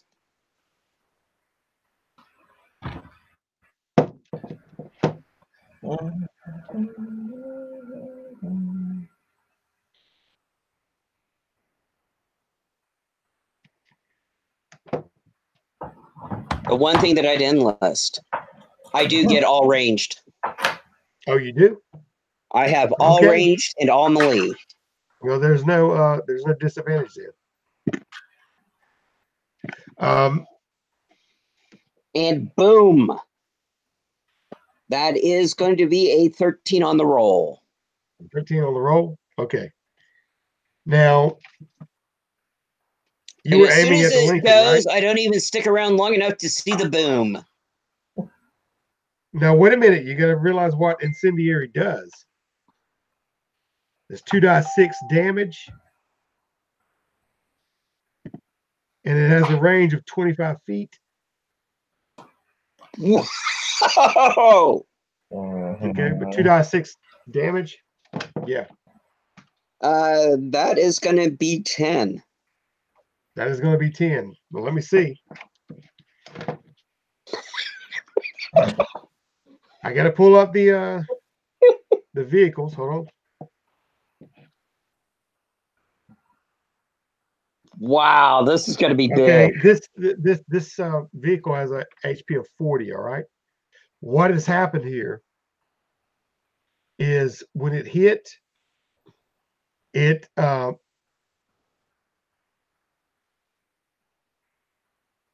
goes through the window and lands in the cushion of the seat, and you can see the fire click off and start spreading. That's all you see right now. All right. So there's no catastrophic boom or whatever. He seems to be, he's like, whoa. And he says, "Miss me." And he's still looking up at you with his megaphone. But you see a little flash as it enters the vehicle, and a little pop of something to start. Now, you're not staying out there the whole time. You're popping your head back in. That's all you saw. Yeah. Yeah. That's all you saw. I'm not being the target. Yeah. So he's like, yeah. He's like, "Come on out. Where's Sad Sack?" He repeats that again. All right. So that's all going outside. What are you guys doing now? Going further down. Okay. So I'm going to go out into the hallway or by the fire escape? Oh, no. The fire escape's done. Now we got to... My plan is I'm hoping we can rush down 2 more stairwells. That'll put us on the 2nd floor and we can drop down. Okay. Well, you go back in the hallway, and when I go in the hallway, I do have a smoke arrow knocked. Okay. You got that smoke arrow notched. You go out into the hallway, and when you do, you see a big black guy coming around the corner, and he stands there and he sees you, and he is, "I'm going to kick your..." All right. And then he sees Hellbat come out too, right behind you. And he stops kind of in midair. And he takes 2, in mid-sentence. He takes 2 steps behind. You got that arrow notched, right? I'm assuming you're leveling at him or what? Dude, I dropped you once. You didn't learn. Get He's the already, hell he's out of already, here. he's already backed up enough to where he hit that because he was right near the corner. And you see him kind of skip step. You don't see him, but you hear him shuffle down there, and he's going, I found them. I found them. They're over here. All right. And then you hear some other boots come And then up. I launched the smoke bomb on the Okay. corner. And I You're am on- aiming for him. Okay. Well, he's out of sight. He's around the corner because he wasn't that far. That's what he did was skip back there as you were talking. And when that hits, which is just the wall and it hits, but roll your decks to see how efficient or how effective it was. What a waste. A 1. Wow. Really? Good grief, man. It's like prime. This thing, it actually, it hits and it must have had a little bit of a defect in it because it pops more so than normal. And it's rather impotent and it squirts all out one side of it instead of like pluming from everywhere. And it's squirting directly at him down the hallway. So when he's saying, I found them, they're here, and he goes, and he can't really breathe. It's like he got a mouthful of this crap. I'm going to roll a save for him to see how bad his is. He's having one bad day. You roll a deck save for me, okay? Well, I'm still rolling fairly good. That's still a 6. Okay. Yeah, he gets there wasn't no nearly any kind of a save.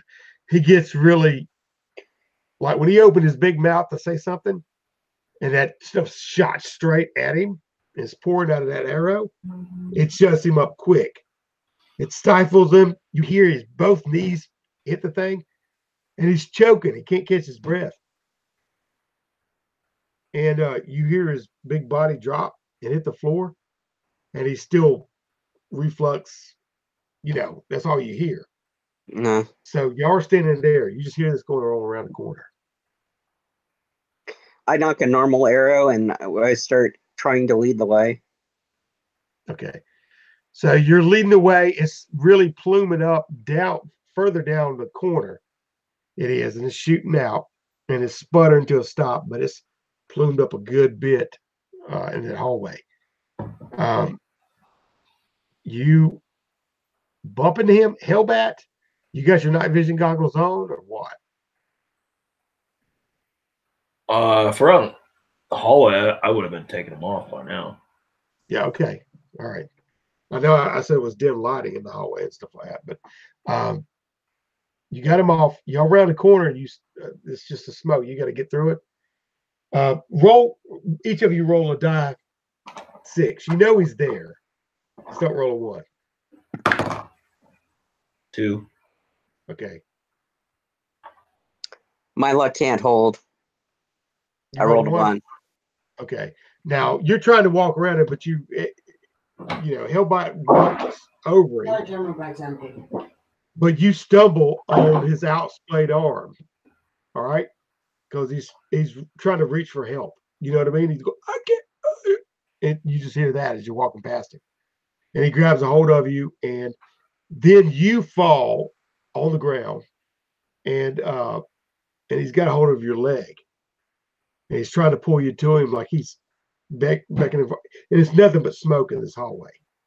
All right. I kick him off of me and proceed to try to keep going. Okay. So you stomp on his finger some and kick him off and get up. Mm-hmm. And he just turns over and starts grabbing his throat. See faintly in the smoke as his eyes is bulging out. And y'all get down there to the entrance of the stairwell. And that smoke is cleared up a little bit. So what are you doing there? You going on, or you going to the stairwell, or what? Stairwell going down. Okay. Stairwell going down. That was fourth floor, right? But this time, since I've got a bow and arrow, I encourage him to go first so I can cover him. Okay. Yeah. All right. So you're going down the stairs, and you're following up behind him with the bow and arrow. And I guess you're going around the corner. You're still holding the hood. You go down to the next turn, which would be the third floor, and you see a couple of people there that they stopped right when they was entering, and then they both backpedal real quick. They didn't get no more to step in, and they see you coming out, and they start running to the windows and yelling, "They're here! They're here!" They slam them up, and they're doing that. By the time you exit, are you still going down the stairwell? Or? Yeah. We're going down 2. We aren't going down 3. Gotcha. All right. So we'll be on the second floor. Yeah, you go down the second floor. They're on the third floor yelling up like that. As soon as I hear something from above us, they're down here, they're down here. Yeah. When they get down to the second floor, I'm going to shoot the last of the another one of the last of the smoke arrows up. Oh wait, there are 2 smoke arrows. Never mind. Yeah. But I'm going to shoot one of them up, so they can't see if we're going back to the fire escape or if we're trying to go downstairs for the main door. So you just shoot it up, basically up the stairwell. I want to shoot it onto the third floor. Yeah. So that the guys up there are going to, basically I want to make a huge cloud covering wherever we're going to go. Okay.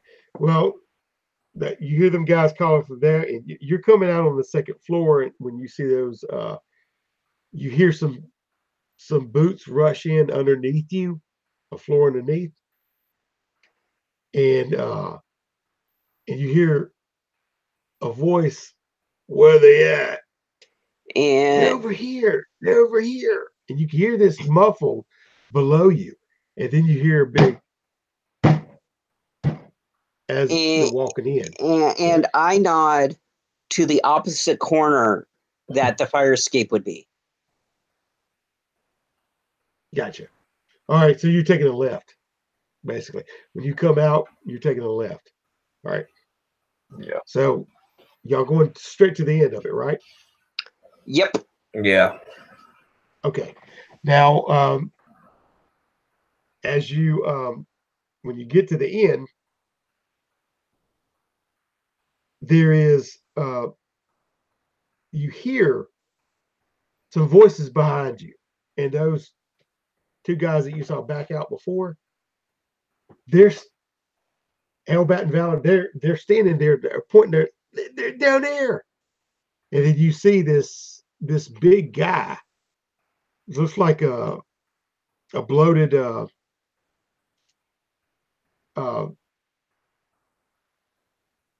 white dude with big, big puffy chin or whatever like that, and he's got this big shotgun, and he's cranking it. Looks to be a grenade launcher. And as they're doing that, my instant response is to pull the flashbang grenade and launch it. Arrow and launching it. Okay, well, you got to pull it out and launch it. I want y'all both, and I know you got a high dex, but both roll for dex and see who goes first on this. That is a 4. He rounded that corner and he had it ready. That is a 4. Okay, you roll first, and you hit him, and roll for damage or whatever you shot. Hold on, I haven't rolled a hit. That was the initial. Oh, sorry. So you go first. Well, that's an 8. Okay. And I'm deliberately, if Hellbat is looking this way, I am deliberately, as soon as I look away, I'm checking to see if he's looking my direction, and if so, I'm trying to obscure as much of his sight line as possible over where I just shot that arrow. Okay, so you're trying to obscure the guy with the grenade launcher, right? I'm trying to obscure Hellbat from being blinded from the flashbang. Oh, gotcha. You're shooting a flashbang. Gotcha. Yeah. All right. All right. He shoots it, and well, old boy's very big. So when you roll this, roll for damage on him. All right. Hold on. 1d6. Yeah, 1d6. Okay. That is a 4. Okay. This sinks into his belly over to the right of it, and then this flashbang goes off. And he's like, oh, and you can see it burn into his skin a little bit while he's leering back, and his finger already hits that. He's already got it cocked and ready. But he hits that trigger, and you hear, thump, and this little grenade comes out and bounces, and it rolls up at y'all's feet, and it starts spraying everywhere. And I want you to roll your Constitution, and how about you do that at a negative for carrying the hood? Well, I made it. Okay. And can I do an immediate response of kicking it back towards him? If you, yeah, we'll do a second. There's enough in your area already that as it was rolling and spinning out, and then if you try to kick it back to him, obviously just roll a dex. That's a 3. Okay. Hellbat, did you want to do anything? Because he went and then. I'm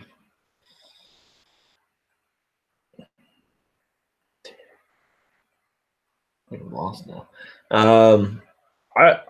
My goal was to get to the fire escape, but I mean, it just y'all on the other side of the building from that, but yeah, no, now we know we got disoriented.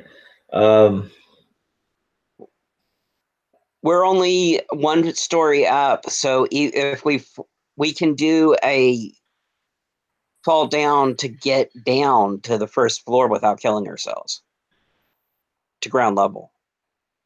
That was my plan all along. Why go through the main door when we don't have to? Oh, I go run and jump through the window. Okay, you're standing there. You're gonna try to run and jump through the window? Okay. Yeah, I'm seriously. Yeah. I want you to roll 2 things for this to break that window, and then jump through. So roll strength and dex at a negative both. All right.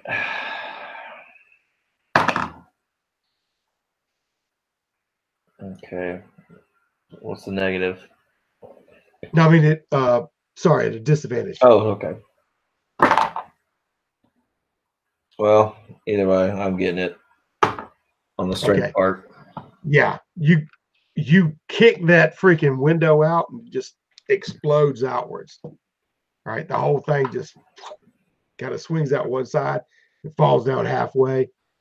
And now, are you running and jumping? You crazy sucker? Okay, you did this. Now we go back to Valor. It's your turn again. Okay, I see that they're out. I'm crossing my fingers that they're out. No, I mean that he's not jumped yet. All he did was kick that out. You rolled a 3 to kick the tear gas back at him, right? Mm-hmm. Okay. You roll a 3 and you kick the tear gas, and it's now bing, bing, bing, bing, swinging back down there.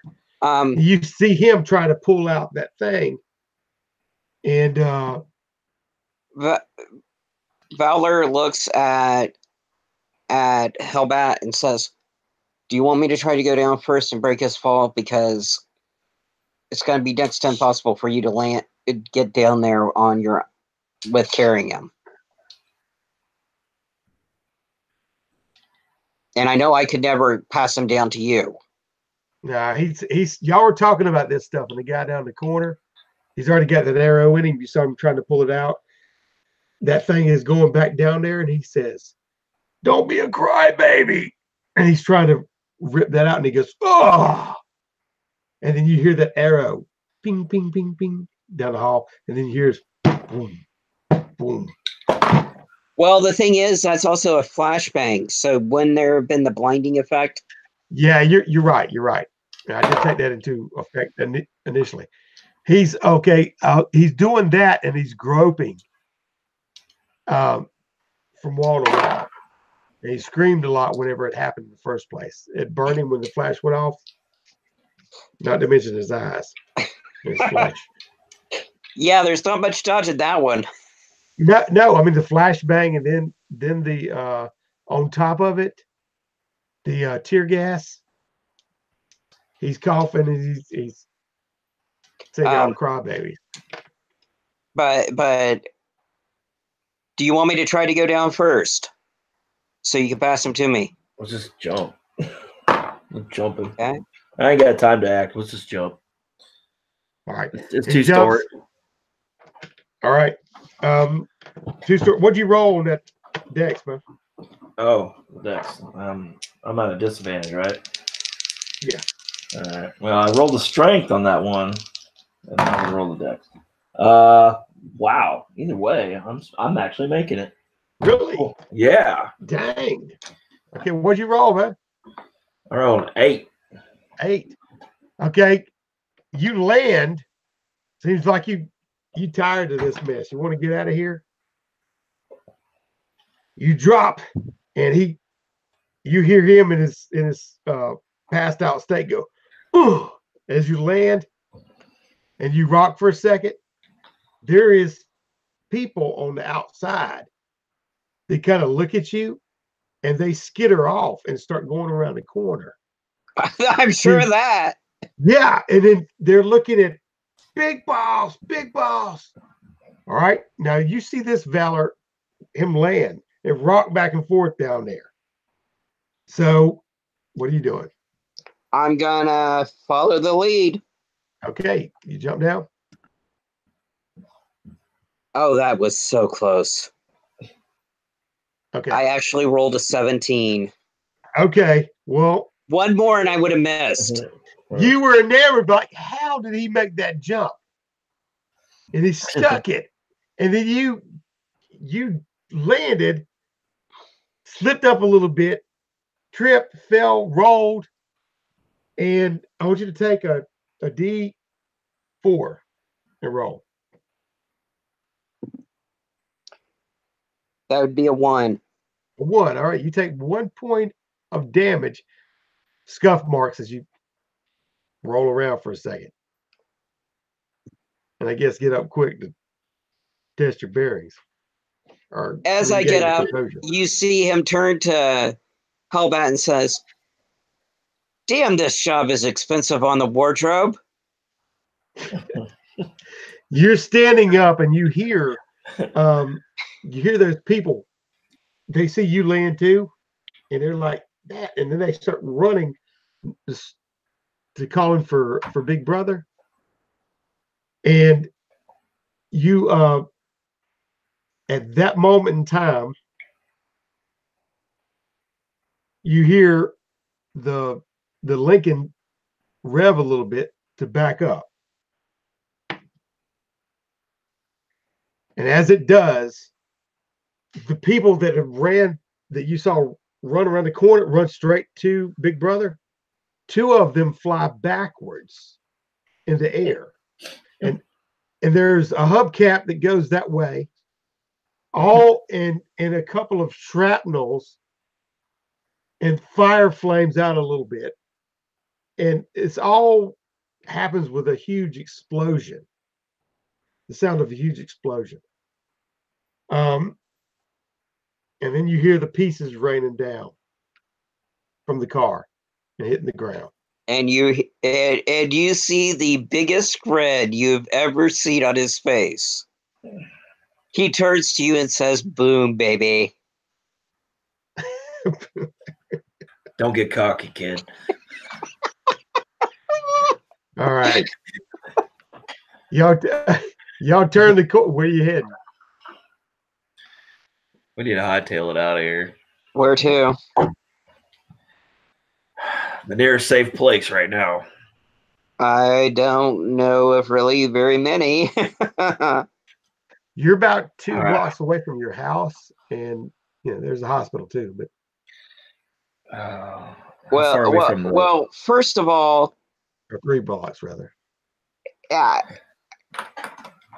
First of all, James doesn't live alone. So the house is not a very good idea when you're coming in with Vigilante. How far away is like an old tramway station? Like Wood would say. Let me see. Yeah, there's a lot of it's 3 blocks away. Do you know the entrance? 3 blocks. A lot can happen in 3 blocks, as we've already seen.